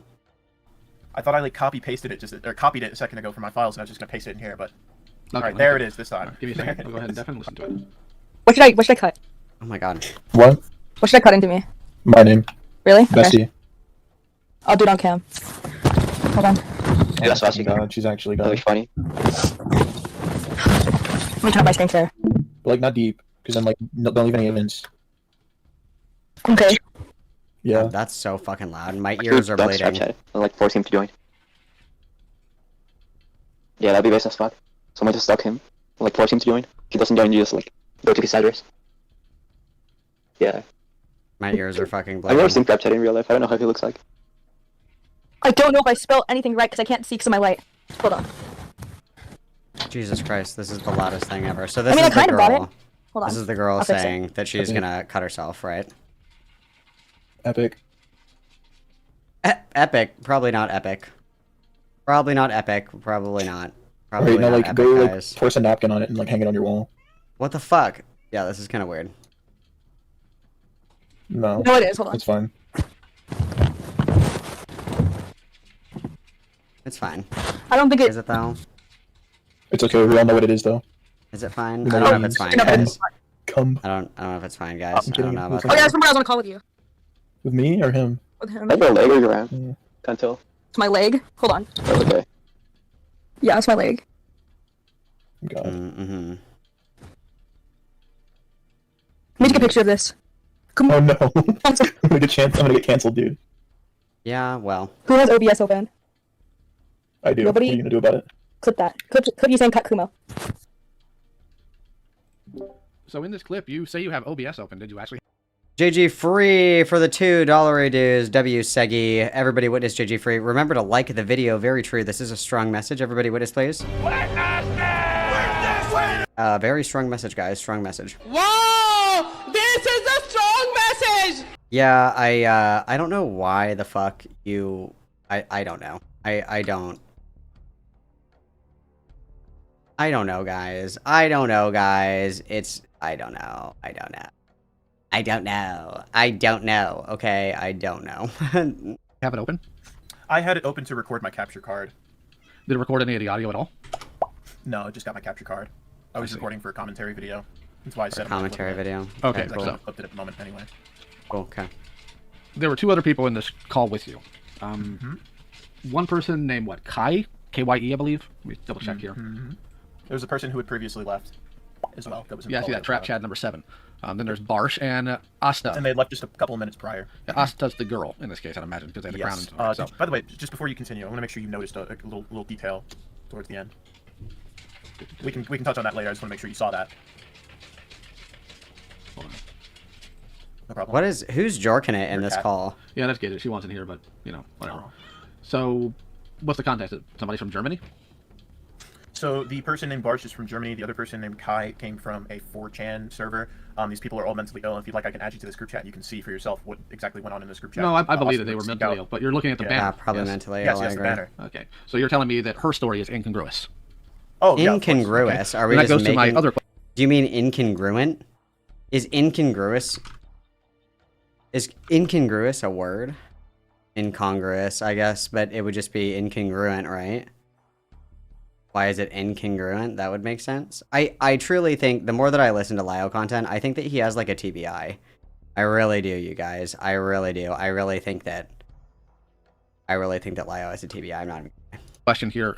In your video where you responded to all of this, you said that you had several calls and conversations where she essentially emotionally manipulated and blackmailed you. If I'm getting my terms correct. Not recorded. Well, Yeah, that is correct, but I never stated that I had them recorded. No, Instead, not. I've been I didn't told say you to provide, stated. like text screenshots. I didn't say you stated you recorded. I'm asking. Right.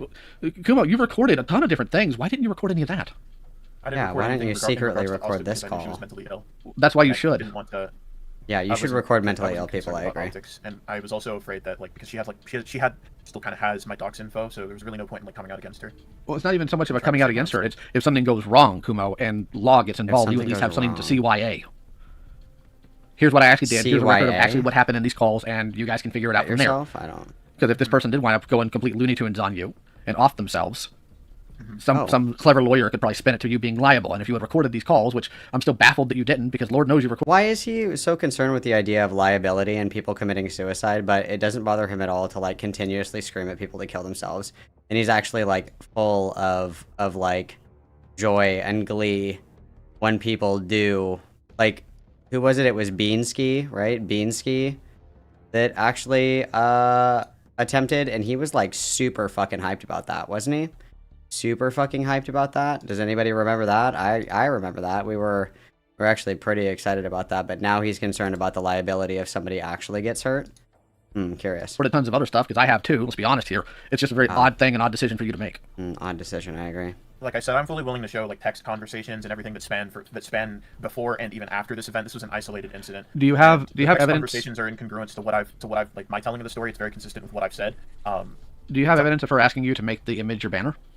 No, that happened in a call. But I do have evidence that like some of the things she said within that same statement of her saying she discouraged it are actually not very congruent with what she said.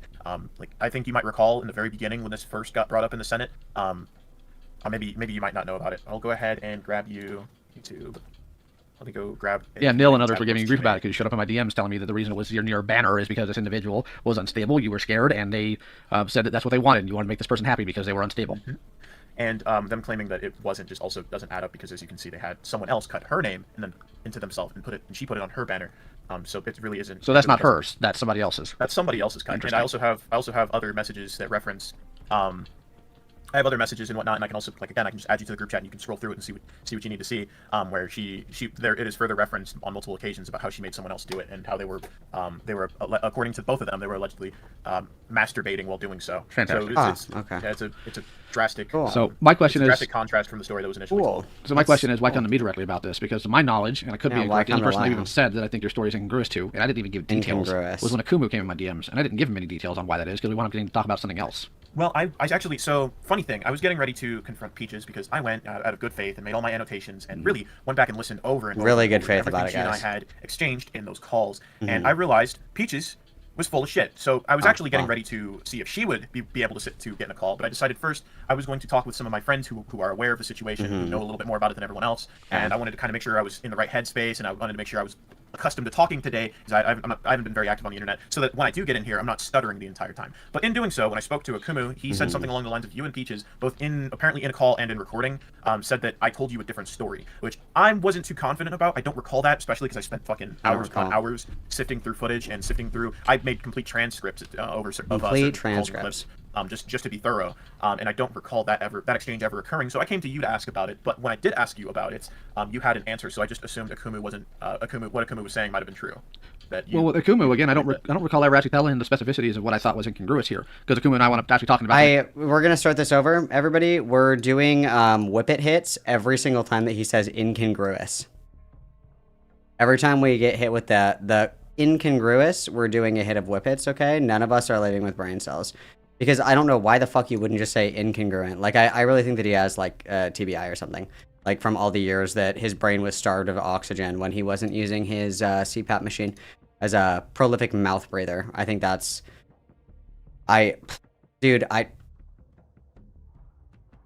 Nothing agitates my autism more than people using the wrong words. Or, like, saying things in, like, a stupid way. Nothing agitates my autism more, you guys. And my autism is activated right now. I don't like it. Incongruent. Just say incongruent. Just say incongruent. I'm upset. Completely different. I don't even recall in the one-on-one conversation I've had with Akumu, you even being brought up, to be completely honest with you, and I've only had a few with him. If you're talking about like general overall Senate calls, I don't think that's even been brought up in a while. So that'd be a different matter altogether. And Akumu, I think he joined about a month ago. I'm not really 100% sure on that. Yeah, he joined because he wanted to learn more about the Senate. Yeah. And he learned that it's, well, boring for the most part. But yeah, no, he just wanted to like go through like history and whatnot and see everything. That's why I found it kind of odd, because I haven't said anything about any of this on the public sphere, because I've frankly stayed out of it. Because I know that worst case scenario in this case, this was malicious on your end, in which case, like, there's nothing I can do to help you. But if you're also struggling, and this is an issue where you've been messed with, there's nothing I can do there either. Nothing I can do, bucko. Oh yeah, I'm not asking you to fight my battle. No, so I just found it odd that you went up in my DMs about it, because I've been very careful to not throw any heat at you publicly, because I saw your video, and, well, frankly, it did sound like you were distressed, and I wasn't about to throw something at you if you're in that state of mind. Frankly, I respect that, and actually, this is why I've been trying to. Frankly speaking, I'm sure you can appreciate that. However, I came to you because I'm sure you're aware, Peaches. After, I think you recall that day when you said, if I have respect for you, why did I think it was a good idea to tell Peaches to kill herself, right? And I offered her, I think you recall, I offered her my personal apology if what I said had offended you. We gave a pause. She would later confirm in that call that she was present during that time, but decided to stay silent and not as if she didn't care for an apology. And later in the call, did not want to touch base on it again. But where I'm going with this, Lio, is the very next day, both speeches, and I don't recall exactly how many, but I just know a little over a handful of your admins in the Senate decided to pull me aside, and they were going to have like a 1v6, and they were going to badger me over the kill yourself comment that I had made the day before that I offered and extended an apology for. Few problems with this, Lio. Few problems. Didn't want to engage in another badgering session. Because I think you might also recall that the badgering session that happened the day before this, the day they were talking, they wanted to stir shit up about the KYS comment. Peaches had initiated that entire yelling match. I think you might recall that. Do you? Do you recall? That was months ago, man. To be honest, I can't recall all the things. It's been spinning in my fucking brain because I've been blackballed from the community. So my apologies if maybe I seem a bit fixated, but I have pretty distinct memory on this. So.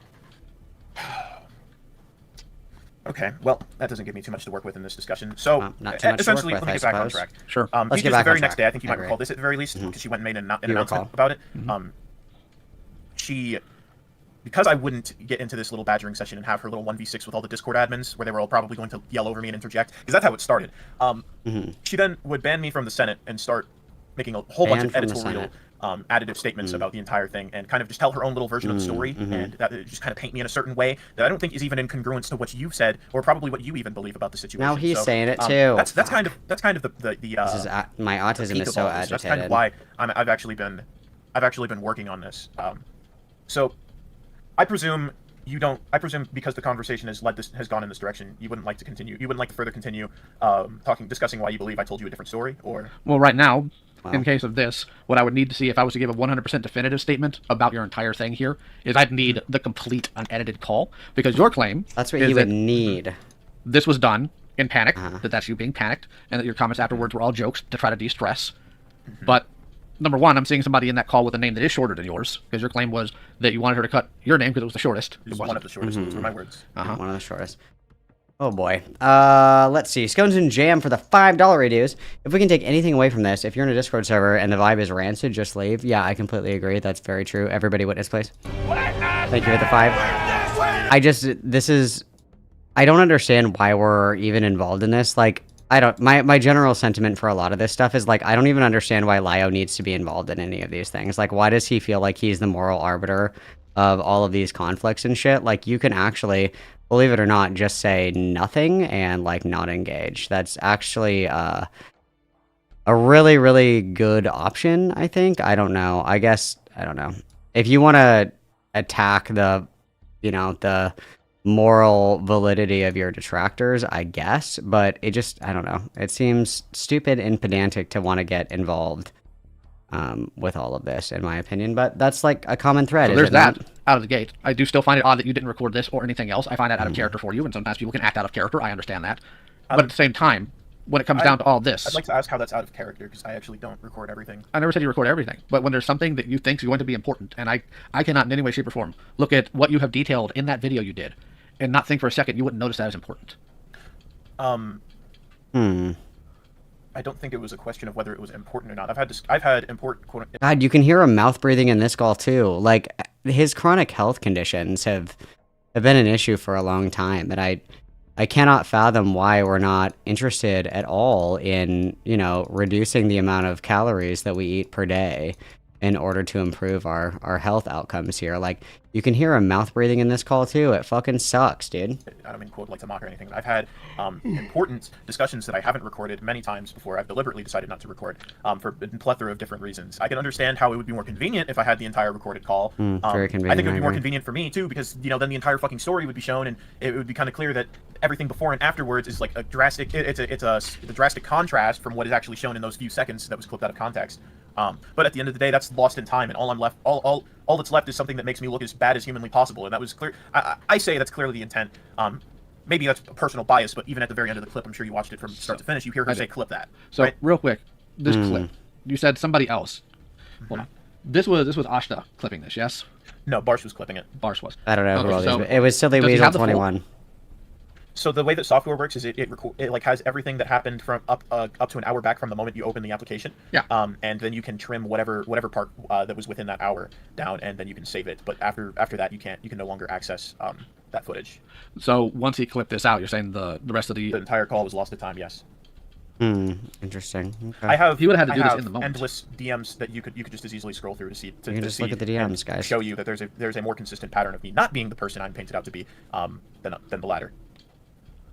Even if that is accurate, Kumo, the problem is still, like, where did you think that getting this person... Why didn't you disengage completely? Why didn't you hop out of That's the a call? great question, Lyle. That's a great question. Why don't you just disengage? Why don't we just disengage Bunny-chan? Why don't we just disengage Purple, whatever the fuck? Why don't we just disengage with all of this shit? That's a great question. Oh, there's nothing I love more than people that give advice, but they don't follow their own advice. Like, that's great advice, actually. Just ignore it. Just completely disengage. That's excellent advice, yet... we ourselves struggle with this this very task. I find it curious.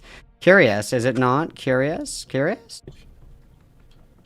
Why was this the go-to in your mind, that you should convince them to cut your name specifically instead of disengaging from the individual and not interacting with this level of nonsense? Good question. Could I ask why you expect a rational, not necessarily just rational, but a sensible reaction from me in that situation? Good question. Kumo, how long did this happen before? How long were you in this call before the cutting happened? I don't recall exactly how long, so I don't want to make a statement on that. Okay, well, let's go ahead and just for the record say that it's not a definitive, but just take a guess, best as you can. Just as best as you can. Making it clear it's a guess, not a definitive. Or two. Maybe half an hour, maybe 45 minutes. Okay, and how long after the cutting were you still in that call? By your guess. Hours after. Okay. So up till then, by your guess, 30 minutes to 45 minutes. Was this behavior consistent in how she generally acts? Not up until that point. So up until this point, There she had been never some did any hiccups, cut. but I wasn't present for. Okay, but did you know? Did you know? Is what I asked. Oh, did he leave? He's He's running. running. The people that were like upset and sharing about it didn't want to elaborate with me because they were upset. Running? And that didn't indicate to you that the reason they're upset is because the thing's true? No. Because here's my disconnect on this. Here's the disconnect. Give it You're to sitting me. in this call. Tell me. She starts talking about how she wants to cut. And she starts asking whose name she should cut. At that point, why wasn't your immediate reaction to disengage? Why was it to tell her to cut your name? That's my question. Great question. I completely agree. Up until that point, it was being referenced, and I was starting to become it was starting to believe it more and more until it finally had happened. And I had known she had self-harmed before in the past. I just wasn't aware that this was a internet behavior, something she actively does with people on the internet. I just thought, well, I mean, I've self-harmed. I know people that have self-harmed. It doesn't mean that they're going to they're going to force it upon you or try to get other people to engage in it or watch it with them. Of course, she did have, and I'm gonna just to be as transparent as possible. There were instances where she would show me gore on Twitter, but that was as far as it had gone before that. Wow, and that's the edgy friends I've made in the commentary community, gore wasn't really. I didn't believe gore was really was really that big of a red flag. So to answer, I in hindsight for sure, but I wasn't thinking that way, and I didn't, that's just not how I saw it at the time. So, you know, because before all this, have you ever self-harmed before any of this happened? Guys, tell me how many times that you self-harmed. Generally Please, speaking, please respond. I would punch brick walls because I wouldn't want to break drywall. I would punch brick Not walls. clickbait. Please respond, Not guys. boxing fractures, but like sprains. I think it was just I would sprain my joints. Okay. Or whatever. When I'd get really upset, then I'd hit something, hurt my hands. But Kumo, you've been around unstable people for probably the majority of your time online, haven't you? Probably the majority of my life. Okay, so back at everything. But the thing is, if you have, then you should know that enabling this behavior in that manner, like immediately, not that it was sprung on you or whatever, but like immediately you should have recognized that. That's one thing I'm definitely struggling with when it comes to this. You admit that you've been around people like this. You admit you've done some form of self-harm, and you've seen other people self-harm. You should know going into this. You don't encourage this. You disengage. Just disengage, yeah. I would know going into it from personal experience that talking people down from it is never always the smart option, nor is it the option that's likely to work. And that disengaging, personally at the time, I would have felt. I thought I was going to feel terrible if I just abandoned this person because we were just talking about how good friends we are and how like they wanted how they needed emotional support and whatnot, and that they were struggling with there's a difference and whatnot. There's a difference between abandonment and disengaging. I understand that now, Lio, but in hindsight, This call kind of fucking sucks. Bionic for the 4.99. How long until we hear an oxygen machine in Lio's videos? Probably never. He seems like the kind of person that would be like, no, I'm not using that CPAP machine. Seems like that kind of person. You know what I mean? So probably never, to the detriment of his own health. Thank you, Bionic, for the 4.99. Everybody witness. This call kind of sucks. Let's give this. It's almost over. Let's watch the other one. This one kind of sucks. I don't like this one that much. Not as fun as I wanted this it was a to completely be. isolated incident. If that means anything to you. Do you still talk to this woman? Hell no! I learned that she was. I learned that. Oh my god. Oh, the things I know now. Oh my god, bro. I almost feel like I have no fucking remorse anymore. Oh man, no, I don't talk to her anymore. Oh my god, bro. Jesus fucking Christ. What was the final straw if it wasn't this? The final straw if it wasn't this? Yeah. The final straw was that she was. It was so. I told you I was manipulated. I was black. Not even I told you. I said in the video I was manipulated and I was Manipulated, gaslit. And, Got it. In a sense, almost forced into a lot of things. And you could say that those could have easily been the final straw. But we eventually, I thought we got over that hurdle, and then I found out she was trying to play both sides, and she was trying to feed false information to Brion. And then Brion would come to me sniggling and giggling about it, and I would be completely clueless as to what the fuck he was talking about. I would really quickly connect the dots and find out that she was going around feeding information to him and his doctor friends because she still had them added, and they clearly had no intention of doing the kind thing and taking down her self-harm and all of her info and whatnot, and stop to not make her the center of the drama. They clearly had no intention of that. She expressed to be upset about that, but yet she would also show that she was quite friendly with them and that they were all still friends and it was all was good and well. To kind of contradict that, so I figured out really quickly she was playing both sides, and then shortly after I would cut her off over that, and that's when I would make my response video. If she didn't do that, I wouldn't have made a response video, and I would have turned the other cheek to everything. So I made my response video, and after doing my response video, someone I met through the entire controversy took it upon themselves to hack a few individuals that were involved in all of this, and they confirmed for me that Asta was in possession of child porn and regularly engages in a lot of predatory behavior. Fantastic. Yeah. So those were the final straws. Okay. Okay, so, Brianna, well, let's chill. The biggest hurdle here is still the fact that you did it. You did it. That's the biggest problem here. That's something that's not something that you're going to be able to shake off. And going to be transparent here when it comes to trying to help people. I have an issue with not knowing when to let people go about their business and on their way. So my personal value concerning you, Kumo, is this is like another bazinga bingo buzzword. My value. My value. My value. Why does anybody give a fuck about your value? If, like, this is such pussy weasel shit. And believe it or not, this is something that Hassan Piker does a lot. Sexy, but dumb, okay? Sexy, but dumb. Remember that, okay? When somebody is asking if something is good or bad, they're not asking, like, oh, well, it's not something I would do, or it's not something that I would act incongruent with. This is not my value. They're asking if you ought to do that thing. So if somebody says, hey, is it bad to murder people? And you say, well, I wouldn't do that.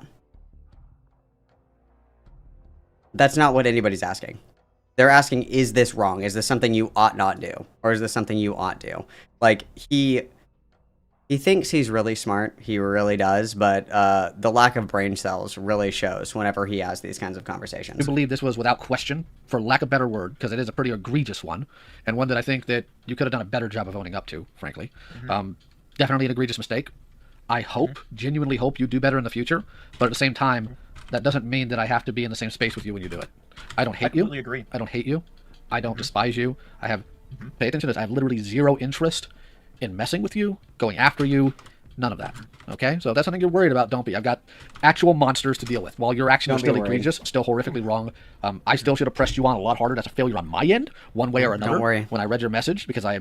Okay, don't worry, little butterfly. I've got you. Been extremely exhausted with a lot of different things. I should have pressed you on that. That was my failure there. I don't Daddy's hate you, here. and I want you to do better, but I just can't have you in my spaces for it. Yeah. I actually completely understand that. The only real grief... I'm not doing it for you. Or no, sorry. Let me try. Scene. I'm not doing it for me. I'm doing it for you. I have in regards to that is the things that Peaches, the additive statements Peaches would make in her telling of the story. That's my issue. I have no problem saying, I have no problem with how you just said it, but that's not how Peaches went around and said it, and that's not the sentiment Peaches has been speaking in when going around lurking in live stream chats and my comments and other people's comments and whatnot. That's not the sentiment that's been going around. And someone like Hopeless Peaches saying something like that about little old me, and I say that ironically, that's not something I'm just going to sit... I'm not going to turn the cheek to, especially after the fact that I almost have no fucking remorse for Asta at this point. I definitely don't forgive myself for making the mistake, and for a while I was struggling and I was punishing myself, which was definitely not a healthy way to go about it. I may not have remorse for Asta. I may not have empathy. I don't feel bad for her. I don't feel like I feel like I did something wrong. I just don't feel like I did something wrong to her, because for all I care, she could get hit by a bus and I could be the one driving it. Wow, that's kind of crazy. But I'm not going to turn the other cheek to someone like Peaches going around and making shit up and twisting the narrative and just creating her own little tale about it. Just saying as much nasty shit about me as she can to clearly deter people away from ever associating with me. And I don't think that's too unreasonable of an expectation that, okay, maybe you don't like me, maybe you or not maybe, but you don't like me, and you don't have to like my mistakes, you don't have to accept my mistakes, but I don't think that justifies trying to prevent me from ever moving forward. Okay, so do you want to go over this with Peaches? I was actually, the only reason that I'm want to talk about it now is because I was going to speak with you about what Akumu had told me, because he told me I should probably, actually I can show you. Kumo, like, they're all the same. That I should just come and I don't know. talk to you about this before I move on anything with Peaches. However, if you can do it, one thing to address, they claim you told Lio a different story than them, so make sure to provide how you did it. And then I asked, I was in call with him, but he was typing his responses, so that's why it looks so wacky. I'm gonna send it to you. But it was something that I was told I should address, and I was completely in the dark about this particular thing. So that's why I'm calling you right now instead of Peaches. I've had Akumu type to me. It's no different. Yeah, he's struggling right now. Living situation. I don't think that's too personal of information to be sharing. It's just I think it's kind of the main reason why people know he's not really uploading and active on the internet right now. Well, I'm sorry, he's having trouble with his living situation. But no, like, yeah, I'm fine. I'm transparent about what I say and what I do. You should know that by now. But if you want to have a conversation with Peaches, I could probably get that scheduled for next weekend. You get your notes together, get everything you need. Oh, I already have them together. Thank you. Well, this also gives you time to like mentally prepare for it, because I have a feeling when we got to this call, you were expecting there to be a lot more heat than you actually got. Wow, he was so kind. I can just tell based off. He's such a gracious god. What's the name of the guy? What's the name of the guy in 300? What's the Persian guy's name? Xerxes, right? He's like Xerxes. Like, I am a kind and benevolent god. Yeah. I didn't tell you to kill yourself. Be grateful, bitch. How you were typing that you were gonna... I don't... Despite what you think, I don't think you're like a spurg, as the other commentary dickheads would see. I actually, even in my pre-draft script, I said I had and still have a decent amount of respect for you, because I at least believe that we both share the same no-nonsense attitude when it comes to having disagreements with people, especially if it's on the internet. I don't sit and tolerate whataboutisms, and I haven't seen you ever do that. And I actually have seen your track record of transparency, and I can appreciate that. So my apologies if I sounded irritated. I was trying really hard not to stutter, because I think you've known me long enough to know that I stutter a lot when I'm just talking naturally. It's all right. So. Well, if you don't need anything else from me right now, I'd like to head to bed here in a minute. But yeah, that'll be all. Thank you. I'll get this all scheduled Thanks, out for Grandpa. you. It'll be sometime. This was a total nothing burger. Who sent this to me? Who sent this to me? Fuck you, whoever sent this to me. This call sucked. This call fucking sucked. Who sent this to me? You must answer for your crimes. You must answer for your crimes. This is terrible. This is absolutely terrible. I can't stand it. I can't stand it. I cannot. I cannot. Ugh.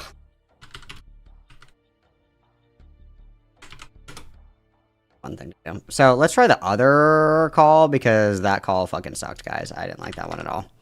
I didn't like that one at all. I didn't like that one at all. I did not like it. I did not like it, Sam. I did not like it at all.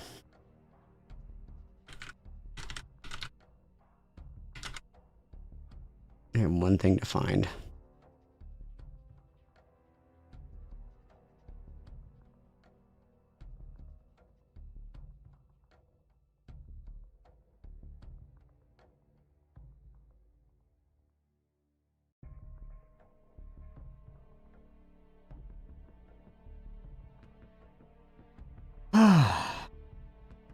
Alright, that was terrible. I didn't like that one at all. We'll have to check out the other one. How long is the other one? I'm scared. I'm scared to look at it. I don't know. I don't know. How long do you think it's going to be? Guys, I'm terrified. Does. Give him the... It's an hour and a half long. I don't know. I don't think I want to watch this. I don't think I want to watch this. I don't think I want to watch this. Is the Rifleman J call worth watching? Somebody tell me. What do you guys think? Somebody who knows. The Rifleman J call. Is this worth watching? Somebody tell me before we commit to this. Before we commit to this, is this worth it? Is this worth it at all? Please respond, not clickbait. I need to know.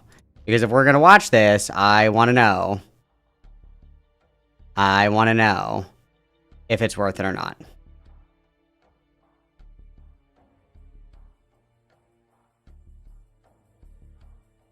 I need to know. I don't even know who the fuck Rifleman J is. Somebody sent this call. I don't know. Where are the people that know what's up? It's him debating the Bible. Do we want to do that? I don't want to do that. I don't want to do that. Do you guys? I don't want to. I don't want to do that. Do you? Do you? I don't want to do live debating the Bible. I don't want to do that. I don't want to do that. I'm not interested in that. I don't want to do Bible debates. I don't want to do it. I don't want to do it. I've decided we're 86ing that. We're not doing that. We're not doing Bible debates, guys. Love you. We're not doing it. We're not doing that today. Not doing that today. I think I'm gonna watch this fucking, I think I want to watch this Midsummer video that I've put on the back border forever because you guys keep, telling me no. So. I think I want to do that. I think I want to do that. Because I've been wanting to watch this for fucking ever, you guys. Or fucking ever. I've been wanting to watch this.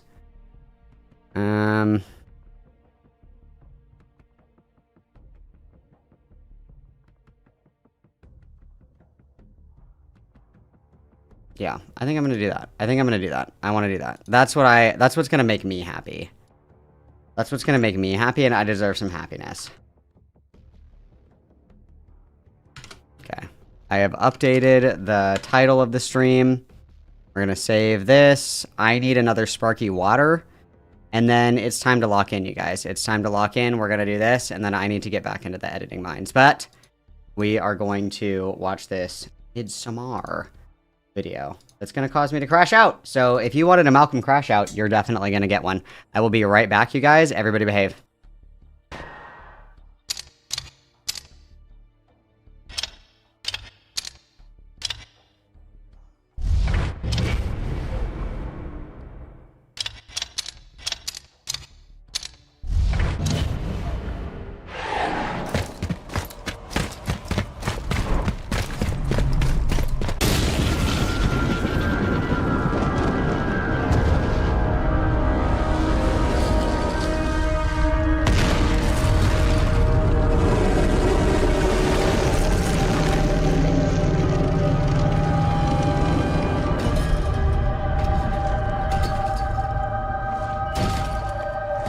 Looking for someone?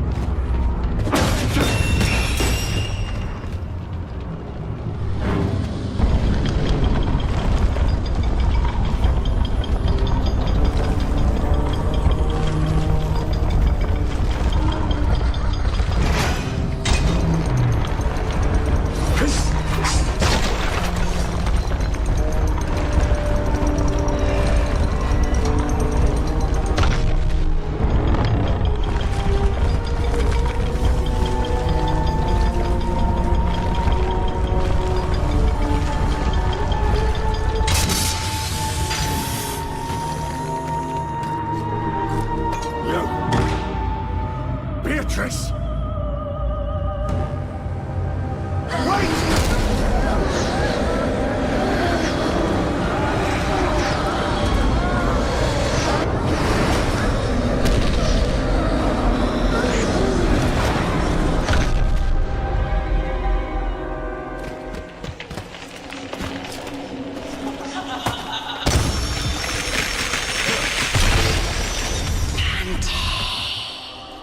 To this circle was judged Semiramis, Queen of Assyria, Empress of many tongues.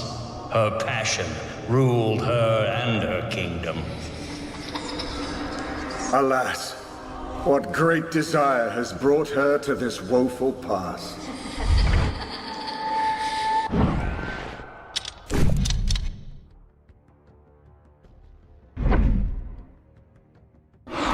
She was so given to lechery that she made lawful the very lust for which all these shades are punished, so as to erase the blame cast against her.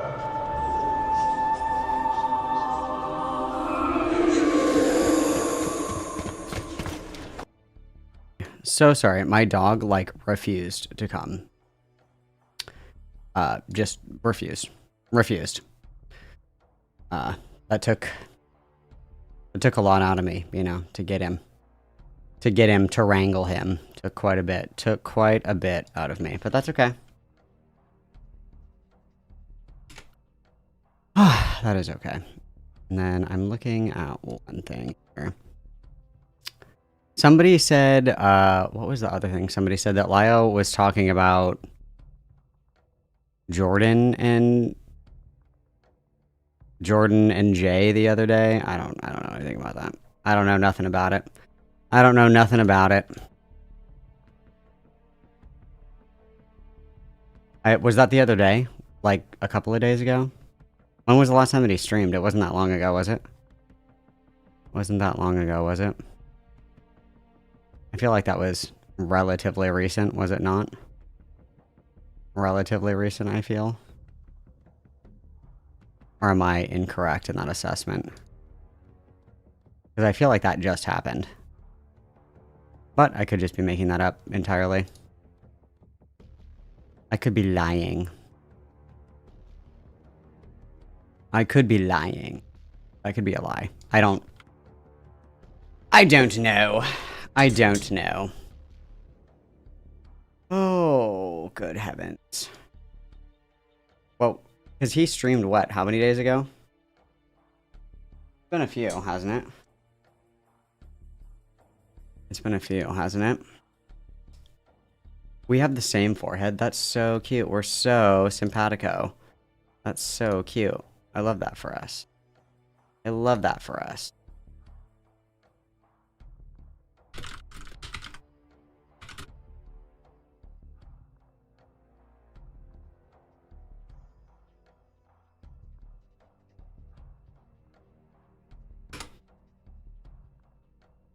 Love that. You just called them liars? Oh, okay.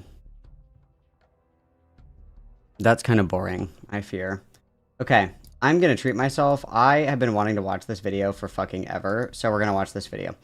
This is someone... I'll just show you guys this up. Make sure we have it sped up because I have autism. Okay, so Let's make sure this is all sped up here, because this is what I wanted to watch. Hang on, let me put my Lios away. Sorry. This is Mina Lee. Got 1.75 million subscribers, guys. Big numbers. Big numbers. This is the downfall of A24 core movies. So this is gonna trigger the fuck out of me. I completely I'm gonna be so fucking triggered, because A24 has revolutionized current contemporary psychological thriller, horror movies, shit like that. Like, there is not an A24 movie the only one that I don't like is Green Room, I think. So, list of A24 movies. Let's just get a little list here. You guys. Let's see what we got here. Let me zoom way the fuck out on this. Okay, more. Let's see what we got here, guys. We've got quite a lot of good ones here. Where am I? This is the one that I want. So, Spring Breakers is good. What else we got in here? These are some of the older ones. Ex Machina is probably one of the best movies I've ever seen. That's definitely in my top 10. Room was actually pretty good. It was kind of slow, but it was good. The Witch is just, oh my god, just really gave a new, refreshing, inspiring perspective on horror. You know, like slow burn, very Stanley Kubrick, very Stephen King, very slow, but really good. I didn't like Green Room. I thought that was kind of hard to get into. Didn't love that. What else we got here? Moonlight, phenomenal, amazing movie. It Comes at Night, very good. The Florida Project was also very good. I really like that. Killing of a Sacred Deer, excellent movie. Very unnerving, very unsettling. Lady Bird, also a great movie. Hereditary, don't have to say anything about that. Midsommar. What else we got in here? Oh, The Lighthouse, obviously. Uncut Gems. There's, like, you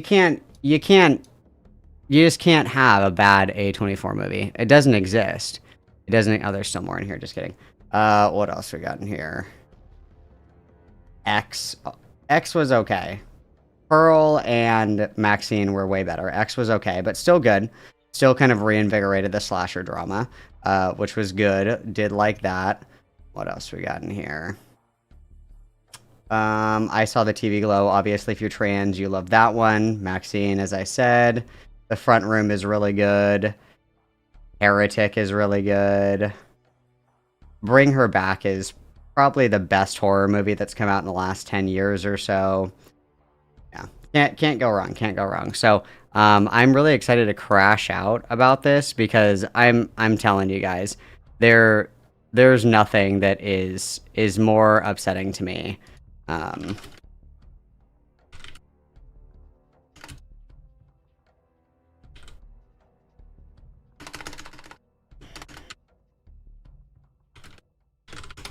So, yeah. Let's see how fucking dog shit this take is. We're already losing points because we're beginning with a woman, so let's see. I always forget to self-promote things. I have a Substack. Wow. Yeah. Where I run a newsletter that you should subscribe to, and I talk about things that I've read, done. Check it out. I don't care. Apologies in advance. I just got Invisalign a couple days ago. I think it's giving me like a slight lisp, but I can't really tell, so we'll just see. If I sound different, that is the reason. You know, this could be another video topic in and of itself, but I feel like there are too many people who have developed hot takes about a movie or TV show without ever having watched said movie or TV show. For example, Emerald Fennell's Wuthering Heights has been on the internet's mind for the past several months, literally ever since the casting announcements were made, and people have had extremely visceral reactions to this movie, even though it hasn't even come out yet. Okay. Well, that's because Wuthering Heights is like a literary classic, so if it's going to be anything like the book, obviously people have opinions on that. And they have opinions, of course, on the idea of people, like, changing media, right? Like, if it's going to be different from the book. And then, of course, you have to remember that Margot Robbie and this guy, the big twink, he's the XL twink. That's what I like to call him. He's the extra large twink. is what he is. People have strong opinions about his acting and Margot Robbie's acting as well. So people have a lot of things to say about it because they're anticipating that it's going to be dog shit because of the casting, and then it's also, again, like Wuthering Heights is a literary classic. Did I say that wrong? Wuthering Heights? Shut up! I'm dyslexic. You guys are so fucking ableist. It's unbelievable the amount of ableism that just seeps from your guys' pores. It's like you hate disabled people. It's actually insane. It's actually insane to me. I can't believe it. But yeah, that's kind of the concern, is it not? That they're gonna fuck it up. That's kind of the concern I fear, but yeah, okay, sure. Yeah, totally. Sure. Yeah. We'll see about that, I suppose. Yeah, okay. We're already off to a terrible start. Several months, literally ever since the casting announcements were made, and people have had extremely visceral reactions to this movie, even though it hasn't even come out yet. What is that? You can hate on the casting and the director's previous work. I also think the hater memes that have spawned have been pretty funny, but it feels pointless at the end of the day to have a strong opinion when there's still so much that's unknown. Like, people have this fetish for being enraged that's so strong that they prefer to be angry for longer periods of time than, say, just being angry when the movie actually comes out. Why get angry about it? I'm not angry. Well, because people are very passionate. This is kind of like a long-winded about explanation it. for why I saw Opus recently, even though it got pretty negative reviews. I wouldn't even say that this movie is like offensively bad. Trust, I've seen some really terrible low-budget rom-coms in my past. Wait, what happened? Well, I was made of snow, and now I'm made of not snow. But it was just sort of redundant and uninspiring. It's about this journalist, and she's invited to attend a listening party for this 90s pop star who's coming out of retirement. The listening party is taking place on this remote compound where they are not allowed to have their phones, of course, and it becomes pretty clear from the jump that this is going to be one of those violent cult movies. The director, Mark Anthony Green, has talked about the movie being a commentary on cults of personality and celebrity worship, and I think there's a pretty pro-journalism angle in there as well, considering the villain, the pop star, is plotting to murder journalists who have criticized his work. I think it's a great concept, and Green has also worked as a journalist for 13 years, so I'm sure this screenplay came from an authentic place, but I found the movie to be very predictable and surface level, and what bothered me the most about it was that it felt super derivative of like all the other horror movies that have come out in the last several years. Some common elements these movies share are offbeat characters, slow atmospheric shots, a normal main character at the center of it all, and usually some form of class satire sprinkled in. Karsten Rehnquist also mentioned in his review of the film the concept of saltburnification, aka the use of shock value visual cues to generate buzz on social media. For example, Saltburn disturbed me greatly. Saltburn really upset me. Saltburn was a terrible watch. An absolutely terrible fucking watch, you guys. 10 out of 10 would not recommend. Very jarring. But the thing that I will say about Saltburn in particular is that Saltburn was very different in the sense where, like, this is a very unique film, in my opinion.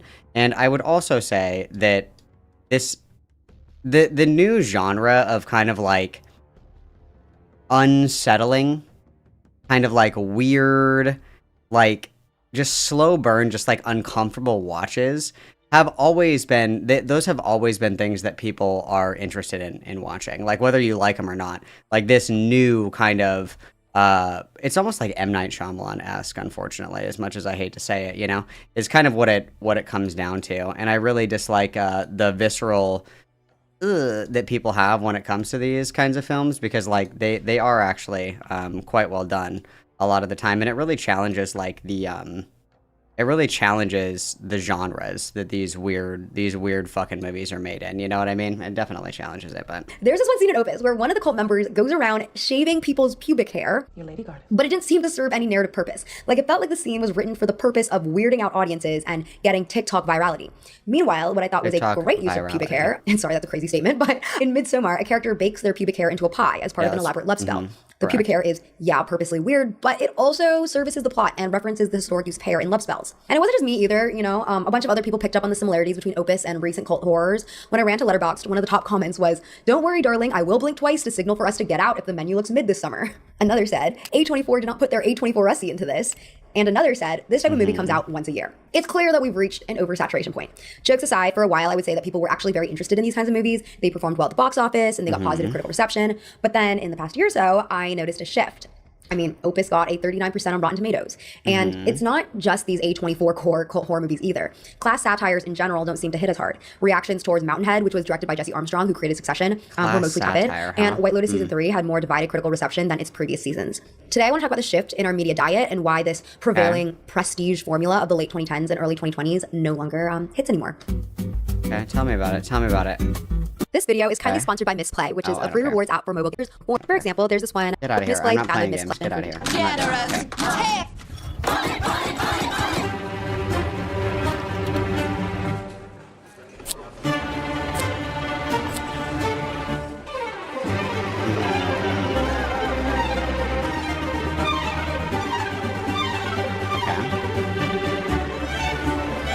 I think that we should get into the content. I think. Get rich people. I think that we should. Quick history interlude. Okay. She makes history seem like the cinema. The phrase "eat the rich" is often attributed to Jean-Jacques Rousseau, a French, well, obviously that's probably the Frenchest name I've ever heard, a French Enlightenment philosopher, and he was considered to be the father of the French Revolution. The earliest confirmable source employing the quote comes from a 1793 speech, in which President of the Paris Commune, Pierre Gaspard, quoted Rousseau, "When the people shall have no more to eat, they will eat the rich." Hundreds of years later, the phrase is still employed as a rallying cry for wealth equality, appearing in protest signs and on t-shirts over the years, as well as spawning cultural artifacts like the 1987 film Eat the Rich and an Aerosmith song. In the late 2010s, it also spawned a subgenre of media that chronicles the demise of its wealthy characters. For example, Triangle of Sadness parodies many wealthy archetypes on a cruise ship. Get Out parodies rich white liberals. Channing Tatum's character in Blink Twice is a parody of these misogynistic CEO tech billionaires. The Menu parodies fine dining establishments like Noma. The list goes on. It's pretty obvious why people are drawn to eat the rich narratives, considering how well the 1% lives compared to the rest of society. So it's this sense of injustice that we seek to rectify in cinema, either through some kind of physical punishment and or emotional destruction. Sam Adler-Bell wrote a fantastic piece for Vulture on this subject and points out our thirst for punishment by relating it to the concept of hell, which I thought was quite interesting. He writes, "The existence of hell is a problem for theologians. Why would a just and merciful God create a playground for the perpetual torture of his children? But for the rest of us, it's a comfort. Never in human history have we possessed so capacious a knowledge of the various and specific iniquities of the world, and so little hope of them ever being rectified. Evil abounds, justice is scarce. Every day brings more nuanced data about the criminally wealthy, the lives they live at our expense, and the elaborate means at their disposal to escape judgment. In this context, the promise of otherworldly damnation is a solace. Hell, in other words, is our consolation prize for the futile dream of justice, a damnation deferred. In the modern era, where less and less people are religious, we look towards the movies to play out our revenge fantasies. As he puts it, to see them suffer, we have the cinema. Yet there's also an almost hypocritical fascination. I don't think that's necessarily true. Like, I don't think that people look to cinema to kind of like satiate this bloodlust that they may or may not have that is like intrinsic to like wanting justice, void of justice existing in society. I would say more so it's like, if you really want that, you could probably just like read history or like follow current events. I would say that's probably a lot more reflective of where we are as a society. I don't agree with the idea that people are turning to cinema, because like cinema in the history of film really is, film really picked up in the 1920s, like the early like 1900s, 1910, 1920, and it served as like a big distraction for people like over consuming media, the newspaper mostly and the radio, about World War I. It's like a contemporary version of gladiator fights. A lot of people see a lot of distress or whatever in the real world, and they turn to media in order to distract themselves or have it be in like a controlled setting. And film was really revolutionary because plays were expensive, right? But theaters and cinemas were actually not that expensive. They were pretty accessible to people of most every class. So when we're thinking about people wanting to get this bloodlust satiated in film, I don't think that is necessarily true. I think it's more so it's emblematic of people's desires to distract themselves in a way that's rewarding and distracting from like current atrocities. Like, everybody loves a movie where the good guy wins and the bad guy loses, because in society it's not always true that the good guy wins. Sometimes bad people do come out on top. And so the fantasy aspect of that is what compels people to turn to film over, wanting to see it's not like emblematic of bloodlust.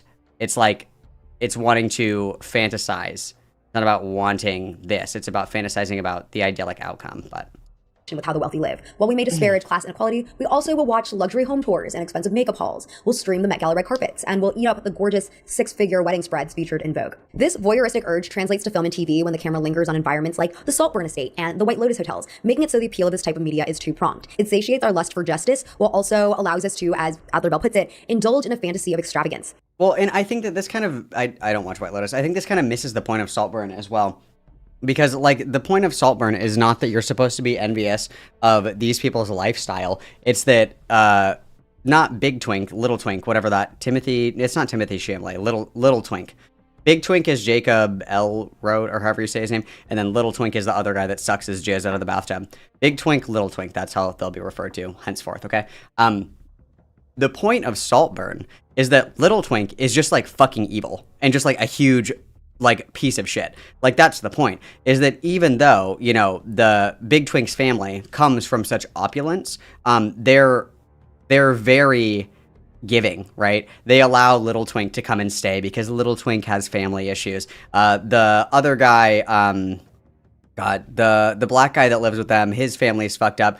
The mom has that friend that's staying with her because she's like down on her luck and things like that. Like, it's not even the envy or the desire that is Little Twink's problem. It's that Little Twink is like a sadistic freak and a manipulative liar and just all around freakazoid, because Little Twink actually comes from a decently affluent family that was able to send him to Oxford University and lives in a pretty, you know, well put together neighborhood. And that Little Twink actually downplays his status in order to prey on the benevolence and the goodwill of Big Twink, right? So, yeah. I also thought what Kelsey Eisen wrote for Coverture was very interesting. She argues that Eat the Rich media is less of a political statement and more of a soothing concession, and that's evident in how these stories tend to pick on the uber wealthy as the villains. Because where I was going with that is, like, I don't think that anybody watches Saltburn and they're like, yeah, Little Twink, go. I don't think everybody's like, wow, that guy's fucking deranged. It's super fucked up that he was in love with Big Twink and then killed his whole fucking family just because. Quote, lets the viewers be both culpable consumers and guiltless heroes. It's basically class anxiety pornography, pure catharsis without a real message or call to action. She also makes a connection between these kinds of movies and Quentin Tarantino movies in the sense that the commentary is sometimes so surface level that... And even if we're thinking about the menu, okay, the menu, also very dear to my heart. In the menu, the guy, this guy is not rich. This guy's just like a groupie, right? The menu is a criticism of creators, consumers, and critics, and how the critic does not create, only consumes, only criticizes, but cannot emulate that which he seeks to criticize. That there's only creators and consumers. It's not even necessarily that these people are rich. It's more of a symbol of Chef reaching this quote-unquote legendary status where it's no longer about his food, it's about the prestige and the experience that he's able to give people. It's not about the dinner goers being rich. It's about the dinner goers seeking an experience and not seeking his craft. And specifically this guy's poor. This guy literally, like, brings a prostitute because he can't get a girl to go with him. He's the one that kills himself in the movie because he cannot create. He criticizes endlessly and fanboys and, you know, crawls on the floor on his hands and knees to think that he is like Chef. And he's not, because he can't create. He's only a consumer. He's only a critic, right? It's not even necessarily about the rich people. It's about Chef losing his essence, essentially. He doesn't create out of passion. He creates to create an experience that's just to be consumed and forgotten, right? Hello? Of movies and Quentin Tarantino movies in the sense that the commentary is sometimes so surface level that all they seem to say is that bad people are bad. Of course, I think there's a place for movies. Molly, thank you very much for the one gifted. That is very kind of you. Everybody witness Molly, please.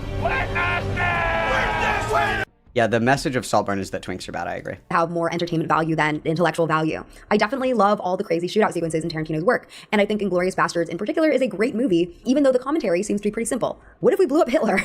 But with that... I mean, yeah, I think kind of the easiest premise to work with is that Hitler is bad. I don't think that you would find many people that disagree with that.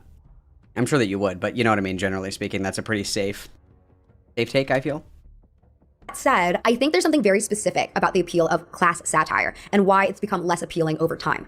Probably because things are so bad currently that satires don't even feel like satires anymore. Almost every headline I've seen come out this year has read like an Onion headline. I watched Mickey 17 when it was in theaters, and while I normally love Bong Joon-ho's work and I thought the acting performances were great overall, Mark Ruffalo's character, which was just a too on-the-nose impersonation of Trump, made me feel kind of depressed. And I just couldn't see any comedic value in his performance, unfortunately, even though he's a great actor. Amanda Landwehr felt similarly about White Lotus, which she claimed has become too real. On a real-world level, it may be increasingly difficult to separate the White Lotus's subjects from their real-life counterparts. Out-of-touch billionaires now sit in the highest elected offices here in the US. Podcasting gym bros like Saxton are dominating political discourse. And you can't throw a stone without hitting corrupt businessmen like Timothy.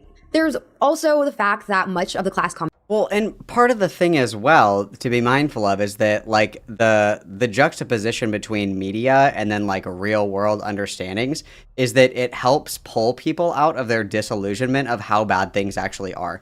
Because you can watch like a South Park bit and like laugh at it and be like, this is fucking ridiculous. Like, this is so stupid. How can anybody, you know, think this, that, or the other thing? But when that mirrors reality, how can you justify one but laugh at the other? Like that dialectic is something that's actually really important in this kind of writing because it illuminates the way that people engage in a contradictory fashion with these kinds of mediums, right? If you can laugh at this horrible Trump impression and that billionaires are ruining everything, but refuse to accept that Trump is dumb and billionaires ruin everything, well, that's happening right in front of you. That's like a powerful medium in order to communicate that idea, and that's what media has always done, is kind of hold up a mirror to the viewer to challenge like their thought process and the way that they frame the world. And especially, I would say A24 movies, because I would say A24 movies definitely push the envelope as far as like creativity, right? Commentary in these films are milquetoast. And that's on purpose. Kelsey Eisen argues that media conglomerates that have thrived under capitalism are making a killing spoon-feeding us anti-capitalist content. She writes, they feel fine doing this because they know the content is just lip service to a concept, presented to a society that is yet to take more than minimal baby steps towards real political change in that arena. Well, and the phrase is that the revolution won't be televised, not in the sense that, you know, people are not going to be recording all of these things, but these are going to be things that are not platformed by major media. And that's one of the things that I would say that I like about A24 and similar studios is that they'll make movies that do push that envelope. And obviously, at the end of the day, these are movie executives that are making millions and millions and millions of dollars, right? But when you think about who's writing these scripts, who's coming up with these concepts and these stories and wanting to bring them to life, a lot of the time it's not like that. It's actually the opposite, right? It's like something they're passionate about and something that they care about. But I mean, Hollywood's industry workers were on strike for the majority of 2023, calling out attention to the reality that they are underpaid, constantly squeezed by streaming models, and subsequently not able to upkeep union memberships and afford health insurance. I've noticed conversations shifting around that time because for people who don't work in Hollywood, I think it's easy to look at actors like Timothy Chalamet and assume that acting is just this glamorous, overpaid job. But as we saw with the SAG strike, most actors are underpaid and out of work. So with that highly publicized content... Well, like background actors, sure. Like, you're like... A-list celebrities are not fucking underpaid. That's a fucking joke if I've ever heard one. And there are, you know, questionable practices in a lot of these, but these are the result of like certain studios, right? Or certain producers or whatever. That doesn't really have like anything to do with that. And acting has always been seen as like a prestigious role, partially because of the money, but also like in part the fame and the notoriety. Like even if you go back, like time travel back, you know, back to when they were doing like plays and shit in Greece, in ancient Greece, people wanted to be actors because of the notoriety that it brought, right? And not only that, but it's also like something that people are passionate about. Nowadays, I would say a lot of it is, you know, very, very heavily intertwined with fame, but it's not always just about the money, right? It's about recognition.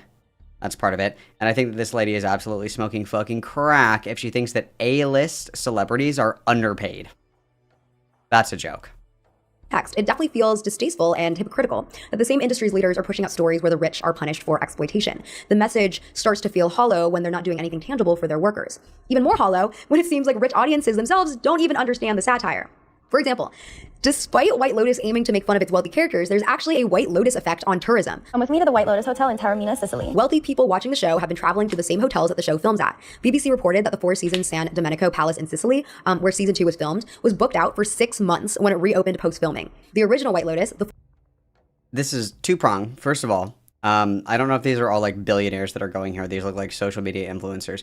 2, is this not like a net good for areas that thrive on like tourist money, like a tourist economy? Is that not a good thing? That their location is featured in a popular TV show and people go and pump money into that local economy? Is that not the point?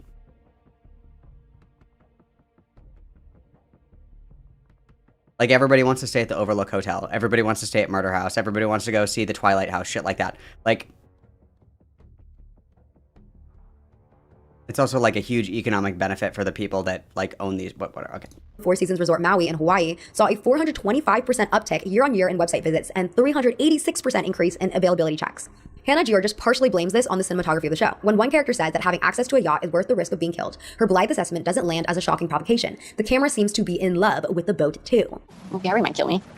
I honestly think he's capable of it. I'd also argue that the rise of media illiteracy has heavily contributed to people's takeaways, or I should say lack of takeaways from these stories, similar to how American Psycho spawned a demographic of Patrick Bateman idolizing finance bros. What I can at least respect about White Lotus is that every season they do try to create wealthy characters that are— There's always freaks that idolize the bad people in movies. Like, there's so many people that idolize Ghostface in Scream. He's a serial killer. Well, they are serial killers. That's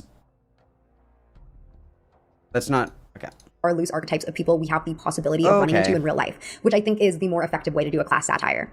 I read this interesting article where critic Richard Lawson reported his experience going to a Knives Out screening in the Hamptons. For the first movie, he noted that the audiences bristled when it became clear that the film was making a case against inherited family wealth. He then criticizes the sequel Glass Onion for softening its message in comparison. I agree. I think that the media that focuses on the billionaire class usually offers a very tepid class satire, except for Succession, which I think is perfect. But at the same time, I admit I think it would be hard to replicate the success of in today's climate. But I mean, the first Knives Out hit so hard because it villainized a family that is very similar to many Northeastern elite families. Similarly, part of Get Out's punchiness was the fact that Jordan Peele chose to villainize the affluent white liberal, a demographic of people that many of us have either interacted with personally or belong to ourselves. I think the real genius of a class satire is one that forces everyone in the room to interrogate their own position in society and forces the wealthy audience goers to consider how they might be perpetuating classism. Class satire that only pokes fun at an over-exaggerated uber-rich guy can only go so far because at the end of the day, we watch that film and we feel powerless. Nothing will check these guys, and none of us in the audience belong in that group. It's passive reflection instead of active reflection. I'd also argue that it's hard to create a compelling anti-capitalist story in general because capitalism has shaped the way we're able to imagine things. Mark Fisher explains this problem in his book Capitalist Realism, and he mentions the movie WALL-E actually. In WALL-E, like from the get-go, it seems to imagine a world destroyed by consumerism and environmental destruction. The humans have even relocated onto a spaceship. But rather than creating a new world rooted in a new system, capitalism seems to thrive on this spaceship as well. The humans are all screen addicted, they're all like drinking slop from their cups. It's the individual actions of Wally and Eve that bring forth new hope, leading the humans to return to Earth to rebuild their lost home. However, this ending also posits the neoliberal dream of personal responsibility being more effective than structural change, as there's no dismantling of the corporate structures that caused Earth's problems to begin with. I really like this quote from Fisher. It's easier to imagine the end of the world than the end of capitalism. Yikes. When we understand this, and I think more of us are understanding it as the world continues to get worse, it becomes really difficult to feel good about a class satire as they usually don't dismantle anything. It's always a takedown of individual people. On top of that, the message can even be more— Well, Mina, this is what I want for you to do, Mina. I want you to write for me a script, a book, a short story where the individual is like attacking this amalgamous thing and that there is a concrete resolution that satisfies everyone. It's not gonna happen. It's not gonna happen. Like, you want a movie that's based on entertainment to solve the problem of capitalism. You want WALL-E to make the bad guy gestures vaguely to capitalism. You don't want it to be like a person that can be representative of a greater ideology. That's why, like, Hitler's the bad guy in World War II movies. It's not like they're attacking fascism. They're attacking Hitler, who is emblematic of fascism.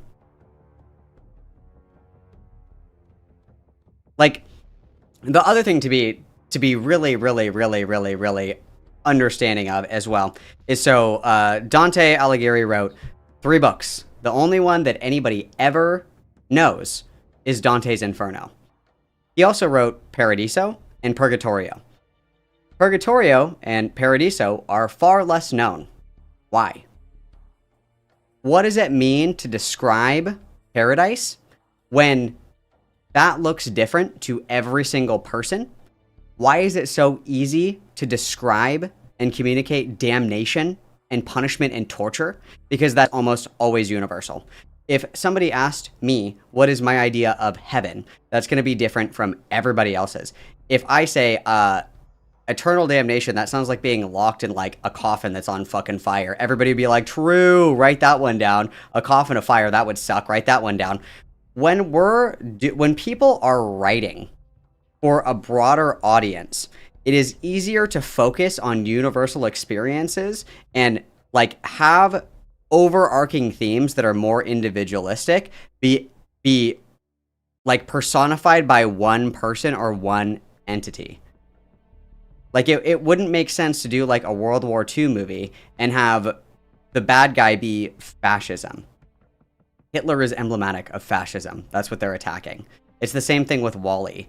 They're attacking like the humans' overconsumption, and in helping solve that problem, they are bringing people back so they can do things differently this time. Like I don't understand why we're expecting like a movie. Like movies aren't supposed to answer every question. They're not supposed to solve every problem, right? Like that's not what they're supposed to do.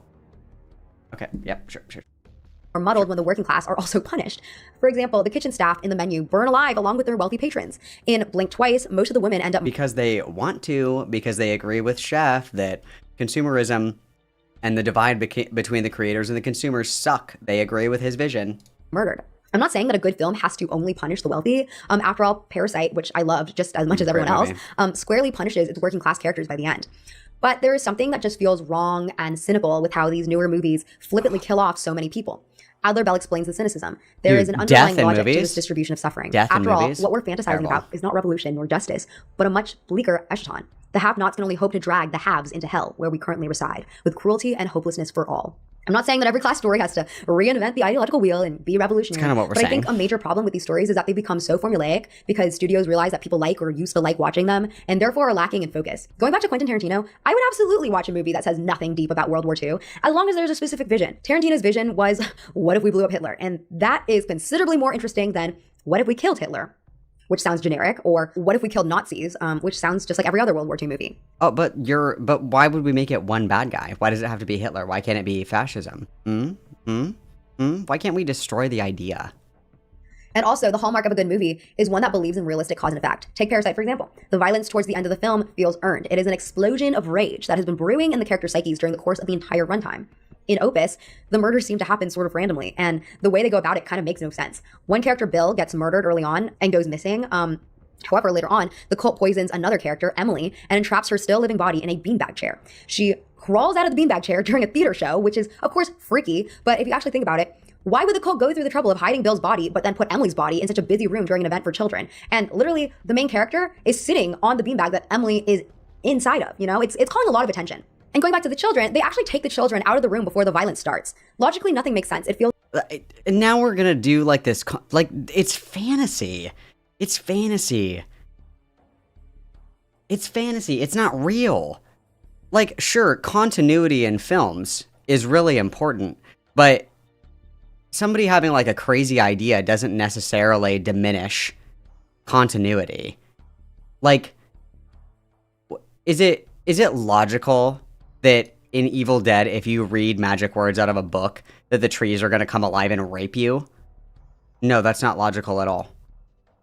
Oh, well then why even have it? Like, I don't like this video. It's making me mad. Feels like the purpose of the scene is purely for audience enjoyment, but the best movies are the ones that can combine entertainment value with narrative logic. For example, in Midsommar, the cult kills off each character only after they've committed some kind of offensive transgression, and they hide all the bodies until the very end when they're performing their last ritual. Midsommar is also more nuanced in how it plays with morality, as many of the cult members are shown to be good people, while many of the victims are shown to be disrespectful.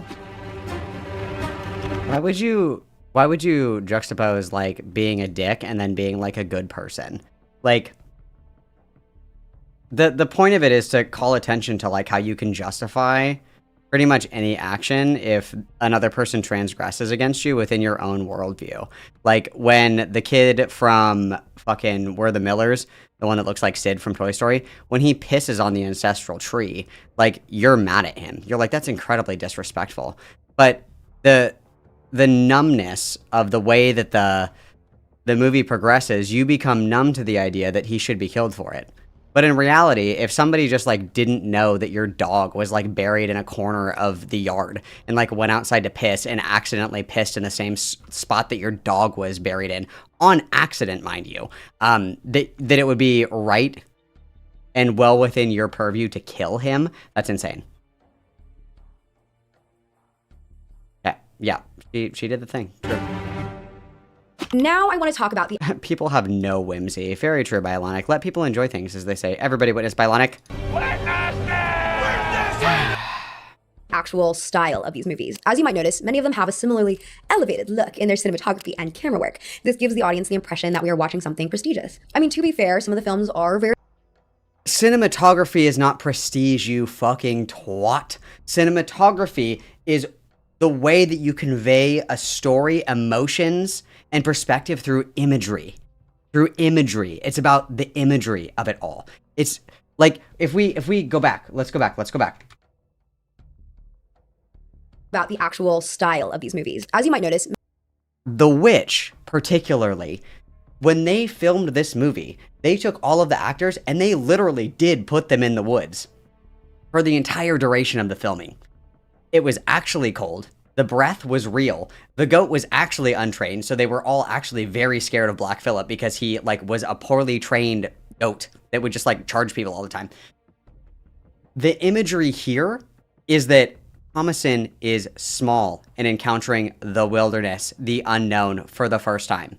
That is the point of this shot. It's not fucking prestigious or bourgeois to use perspective in cinematography to invoke feeling. When you think of Evil Dead Rise, that movie is very claustrophobic because they're trapped in an apartment building. It's the way that it's filmed, the angles, the tight shots, the corners. It makes it feel claustrophobic. You feel small. It's also very common in cutting is what it's called, where in The Substance, the way that the very first angle that you see of Sue is shot from between Dennis Quaid's legs and up, from the perspective of the male gaze, and that there's always this emphasis on the body parts of women and the male gaze and the male perspective. It's made to make you feel uncomfortable the way that you're perceiving these characters. The cinematography is not pretentious. It's meant to invoke a specific feeling in the viewer.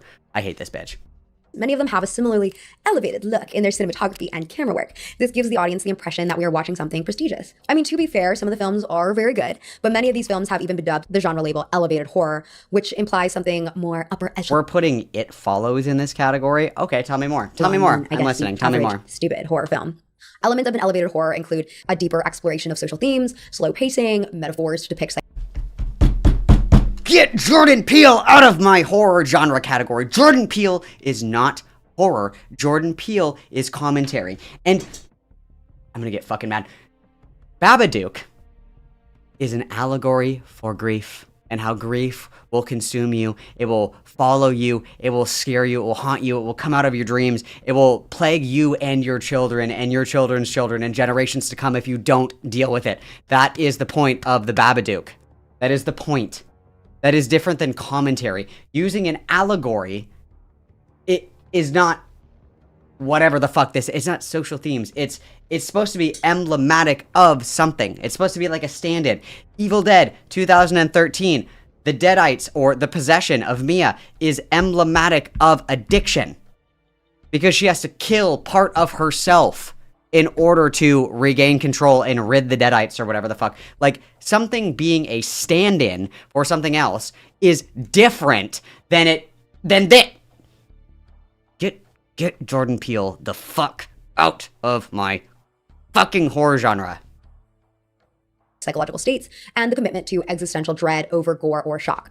The Quiet Access describes them as horror films trying very hard not to be horror films, and points to Midsommar as an example, which Ari Aster himself described as a breakup film dressed as horror. In many ways, the movie is a contribution to the folk horror subgenre, but for Danny, for the main character, it's a sort of perverse wish fulfillment fantasy.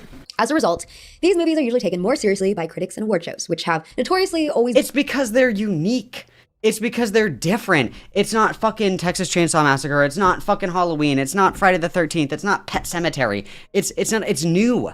That has always been rewarded in that genre.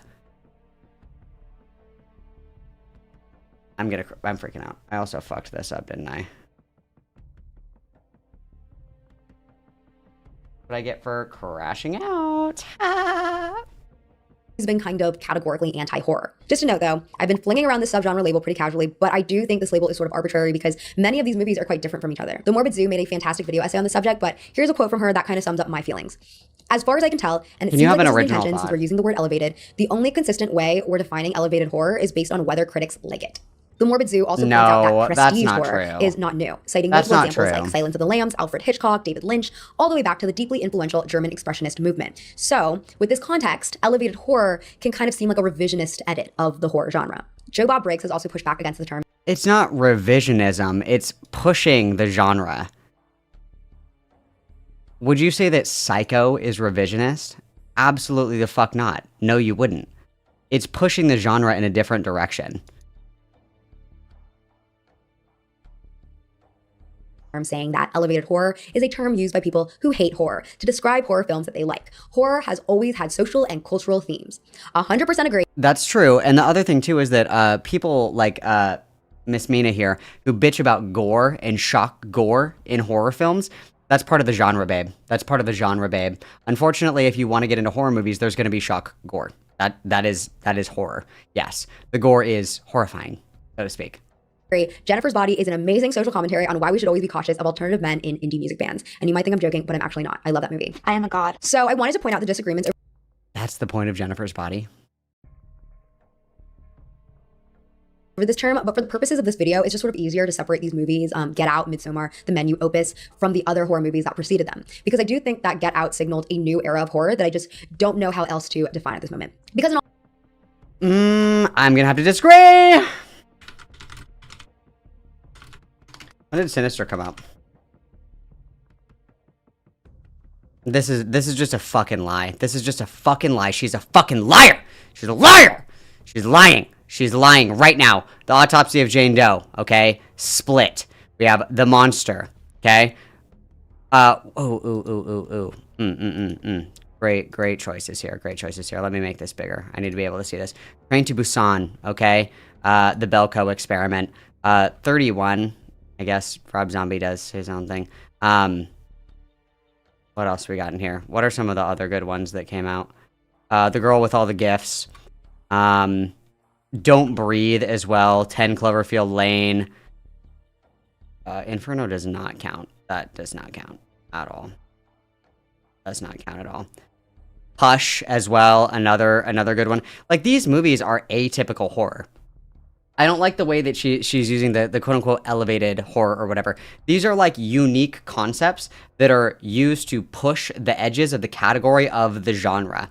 And they're even just creative in the sense where they are exploring concepts that have never been made into movies before. So Hush, the idea of somebody who's deaf, who is being like stalked and they can't do anything because they can't fucking hear this guy in their house. That's unique. Don't Breathe. The idea that this is like a humanistic experience where you're the one that's committing an illegal action. You break into somebody's house and you find them doing an even greater illegal action, and that person is going to kill you to stop you from telling other people about that. That's terrifying, okay? Even Split is a different kind of horror. Autopsy of Jane Doe, groundbreaking horror film. Absolutely groundbreaking. Very low budget, very well done. But it encapsulates a different kind of horror. Like, these are all things that are pushing the boundaries of what we consider to be horror films. This started a long time before Jordan Peele. Like, even if we just go back another... Like, I don't like that Jordan Peele is the emblematic switch here, because The Witch came out in 2015. Sinister came out, I think, in 2014. The Lazarus Effect. Like, this did not start with Jordan Peele in 2016. This started long before. The best example that I can think of off the top of my head is going to be The Witch. That's going to be the one, because everybody fucking hated that movie because they were like, it was boring. It's a different kind of slow burn. Like, she's just lying. She's fucking lying. In all fairness, and this is coming from someone who used to watch FearNet religiously every day after school in the 7th grade, horror does have a bad reputation in the mainstream public consciousness because I think of its history of being a low-budget cash grab. Stat Significant made a post breaking down the profit margin of horror movies and why they're seen as good investments from producers, which probably explains why we've gotten so many mediocre ones over time. They explain, compared to other genres, horror movies have significantly smaller budgets, with adventure and animation films typically allotted 5.5 times the funding of scary movies. And is it not phenomenal, the things that people do with a minuscule budget? Is that not phenomenal? Is that not telling that even though horror movies have a fraction of the budget that other mainstream movies have, that they continue to push the borders of what that content is? Like, movies. On top of that, the horror genre has a dedicated enough fan base, with many fans solely loving it for the fear element and for practical and special effects. And subsequently, these particular fans, I'm not saying all horror fans, but just the subset of horror fans, are willing to watch a horror movie that isn't even good as long as it delivers on its promise to scare. Stat Significant elaborates the effects. When examining average ROI by genre, horror films stand out as a significant outlier, averaging a 173% return, i.e. profit, on production costs. When we bucket movies by average user review, sorting films into quality quartiles, horror flicks enjoy strong returns for low-scoring projects and outstanding returns for acclaimed works.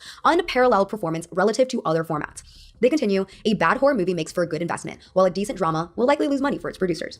Michael Kennedy wrote for Screen Rant about why horror movies tend to be low budget, claiming that fear is cheap. He says, it's entirely possible to scare the hell out of an audience with little more than strange sounds, unexplained quick movements, and the mere suggestion of a terrifying monster or ghost. In that way, a $100 million plus... And then we're gonna use like MIDSOMMAR and The Witch as examples of this. When you see The Witch for like 1 second, in The Witch, and The Witch is like, not the old lady witch, the one that gets the little boy. The Witch is like kind of sexy though. And then you also don't see, you don't like, there's not like a jump scare. Well, there's like jump scares, but it's not like the shock horror, like the way that Lights Out is like a shock horror, or like Paranormal Activity, The Conjuring, Insidious. Like, these are like shitty jump scare kind of movies. And that's, again, the beauty of it is, like, even if you have like a shitty jump scare movie, it's still going to do well. Budget would be absolute overkill for the average horror film. However, this also means that it's overwhelmingly common for horror movies to just be chock full of cheap gimmicks.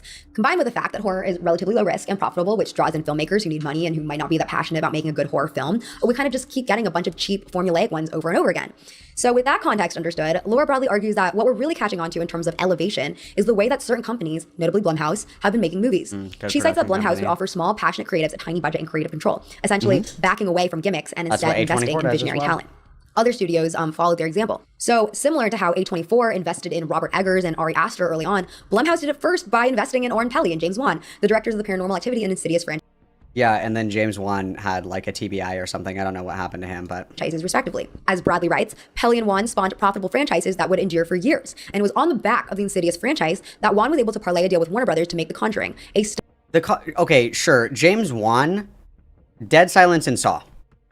That's where James Wan started. Dead Silence and Saw. Nice try. Stunningly precise throwback to 1970s horror in both style and subject matter that eventually became horror's first, and so far, only successful contemporary cinematic universe. Also to note, Blumhouse is behind Get Out. The Morbid Zoo also points out that elevated horror actually signals a development in technology. That is in part because of the 2010 streaming model. Now that most people watch movies on streaming services, companies feel that the movies they put into theaters have to be more high budget because there's more financial risk involved with showing a movie the retro way. She explains this is why we're not going to see movies like The Blair Witch Project, which was made with only $200,000 to $500,000 in theaters anymore. Because it's not relevant to the audience, because it's not the fucking 1990s anymore. You're not watching found footage horror on fucking Super 8 film. Your iPhone can film as well as the cameras that they used in professional studios in the fucking 80s. Yes, audiences are going to demand a more refined look as our technology increases, you stupid bitch. I'm fine. The impression that we are in a new era of horror and consequently resulting in the itch to name said era, which, you know, I clearly subscribe to, as I said earlier. To give audiences credit, I do think that in the 2000s, the horror genre became oversaturated with torture porn schlock. And so now when people talk about horror, those kinds of movies come to mind first. As Karina Wilson explains, my own theory about the term elevated horror is that it is reactionary. A lot of genre movies released in the first decade of the 21st century were gratuitously violent, overtly misogynistic, cynical, derivative, and creatively bankrupt. Blame the Iraq War? I can understand how adolescents saw what mainstream horror was in the mid-2000s and thought, no thanks, not for me. Then as they entered late adolescence, early adulthood, and were seduced by the dreamlike ambiguity of movies like It Follows or The Witch, they sought ways of distinguishing and self-permitting their newfound pleasure in these texts. This horror, not that horror. There's no better example of this phenomenon than in the most recent Scream movie. In the opening scene, the Gen Z final girl, Tara Carpenter, is forced to play a trivia game with Ghostface, where he quizzes her on horror movies from the 90s. He first asks her what her favorite horror movie is. The Babadook. It's an amazing meditation on motherhood and grief. Isn't that a little fancy pants? Well, it's elevated horror. You know, it's like scary, but with complex emotional and thematic underpinnings. It's not just some schlock. I mean, there's still that cinematic undertone in a lot of older movies, but yeah, I mean, like, young people are very pretentious, and they have like acquired tastes. And I would say that like the rejection of traditional horror in younger audiences is mainly due to like the quality of it. That's what I would say. I think it comes down to the quality. I'm just gonna say it because there are like deep thematic questions in a lot of older horror movies as well. I think mostly of the Friday the 13th movies, and you think about like like the thematic questions of a mother failing her child, and then like that vengeful rage. Is it justified? Is it not?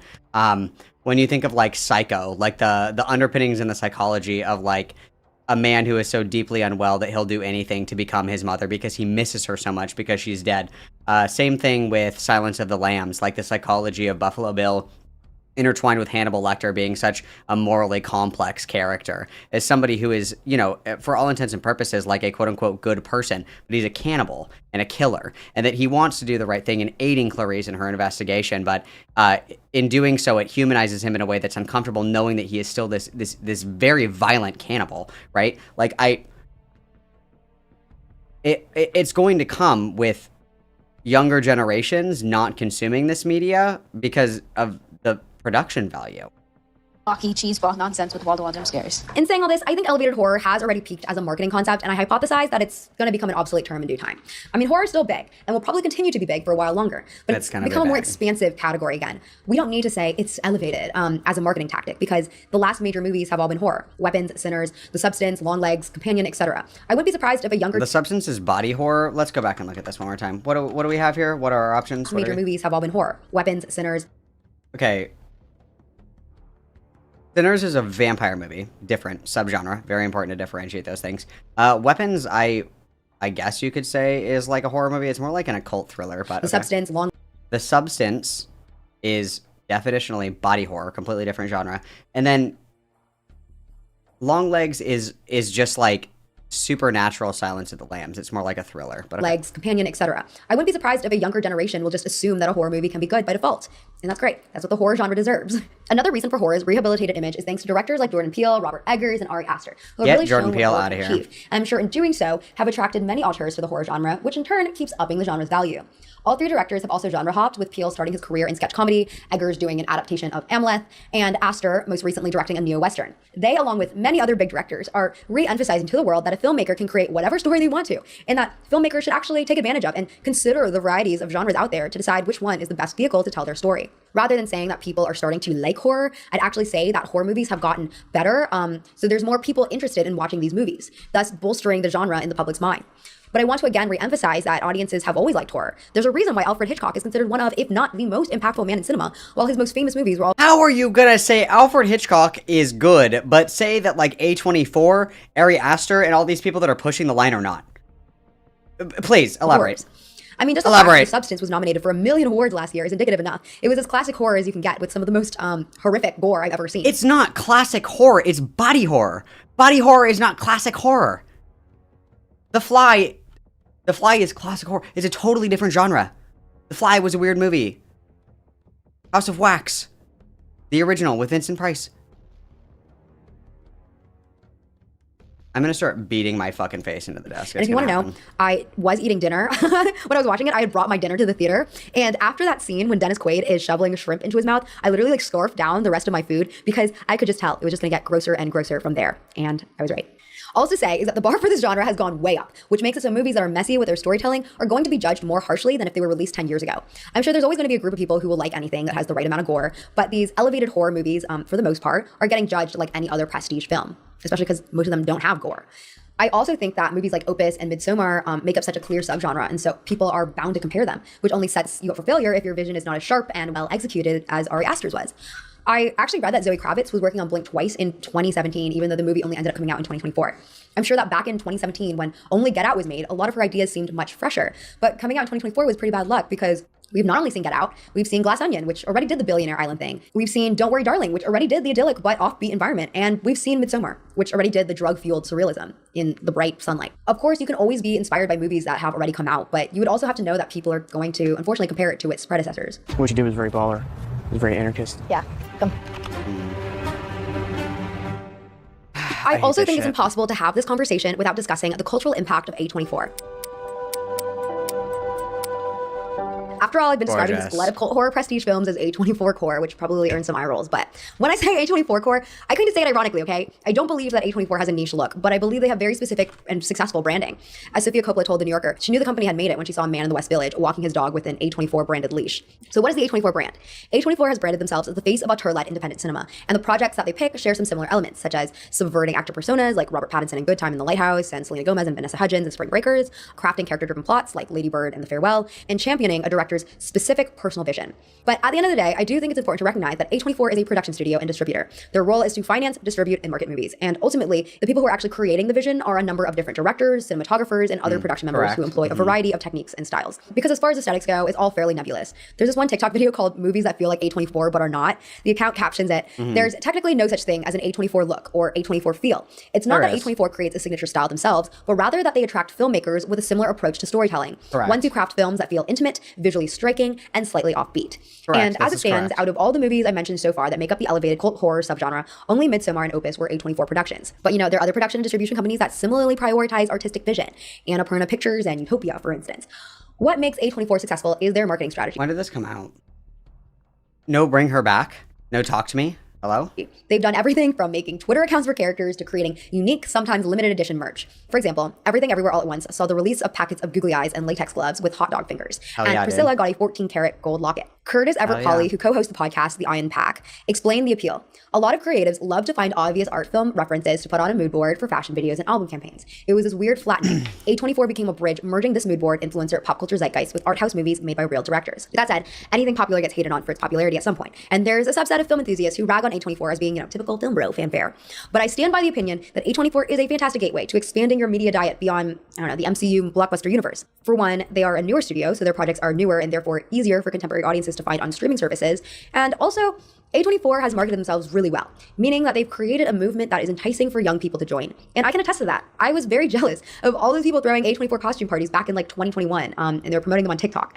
And it's common sense that it's way more fun to watch a movie when you know your friends also want to watch that movie.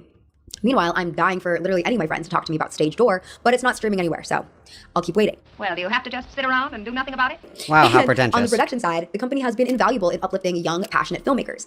As I've talked about in the past, the mid-budget movie has basically died, with major studios believing that the only way for a project to be financially viable in this streaming economy is by costing less than $2 million or more than $200 million to make. Go big. I mean, that's, again, not true at all. Evil Dead Rise did phenomenal. Low budget. What are some of the other ones?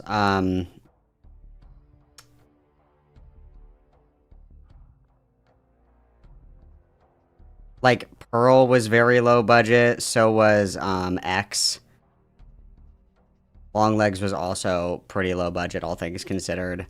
Like, Talk to Me was basically shot on like a fucking iPhone. Like, what are we talking about right now? Big or go home. Meanwhile, A24 has stuck to the mid-budget movie, originally producing projects that range from $1 to $20 million. They were also notably collaborative with filmmakers and allowed them creative freedom that bigger studios may have been reluctant to give. For example, A24 has generally been unfazed by low audience test scores, and they don't demand that auteurs accept feedback. As Sofia Coppola said, I just thought, if I'm going to do it, I want to do it with A24 because they'll let me do it however I want, regarding her documentary about Mark Jacobs. That's not to say that all A24 projects were given equal love. In 2013, they signed a partnership with DirecTV in order to get funding to grow. David Ehrlich reported that all the movies made within this partnership would not get attention. For example, John McLean's 2015 film Slow West, which premiered at Sundance. Tusk has like such a cult following. And What? won the World Cinema Dramatic Competition. The film was ultimately buried on DirecTV and never played on more than 54 screens.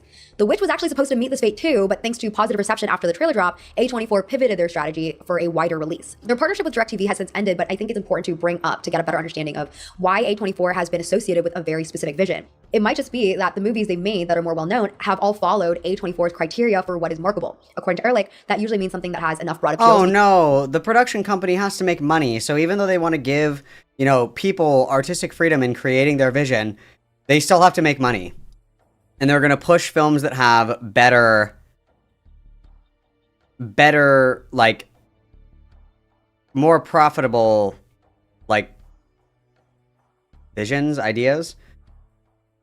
It doesn't matter what you put Tusk in. Tusk was gonna not do well. I'm sorry. The idea of human centipeding someone into a fucking walrus, that's not gonna look good anywhere. That's not gonna perform well. Be considered a prestige film or movie that is so weird it's bound to become an internet sensation, hence Saltburnification.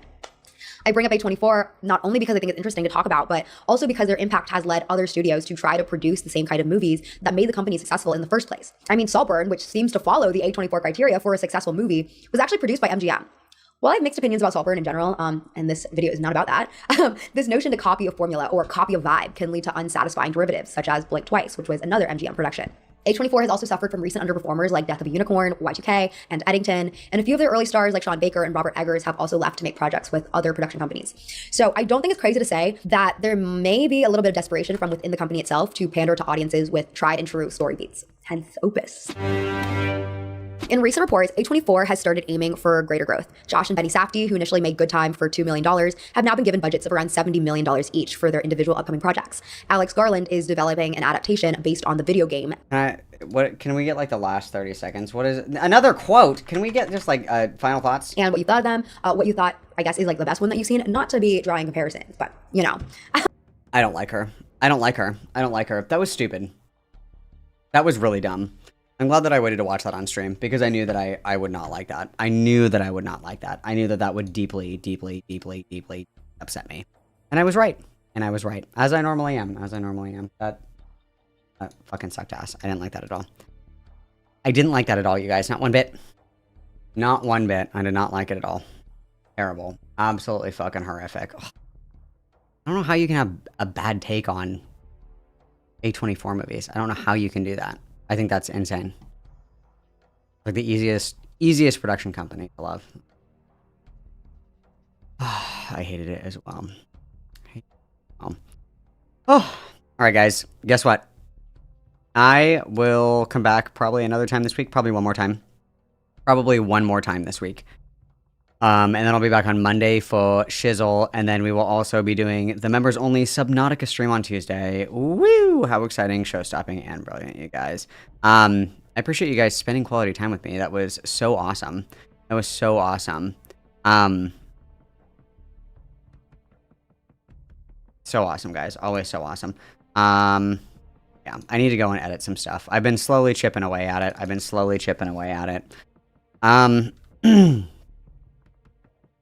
And then just briefly, because I feel like kicking the hornet's nest. I feel like tempting fate.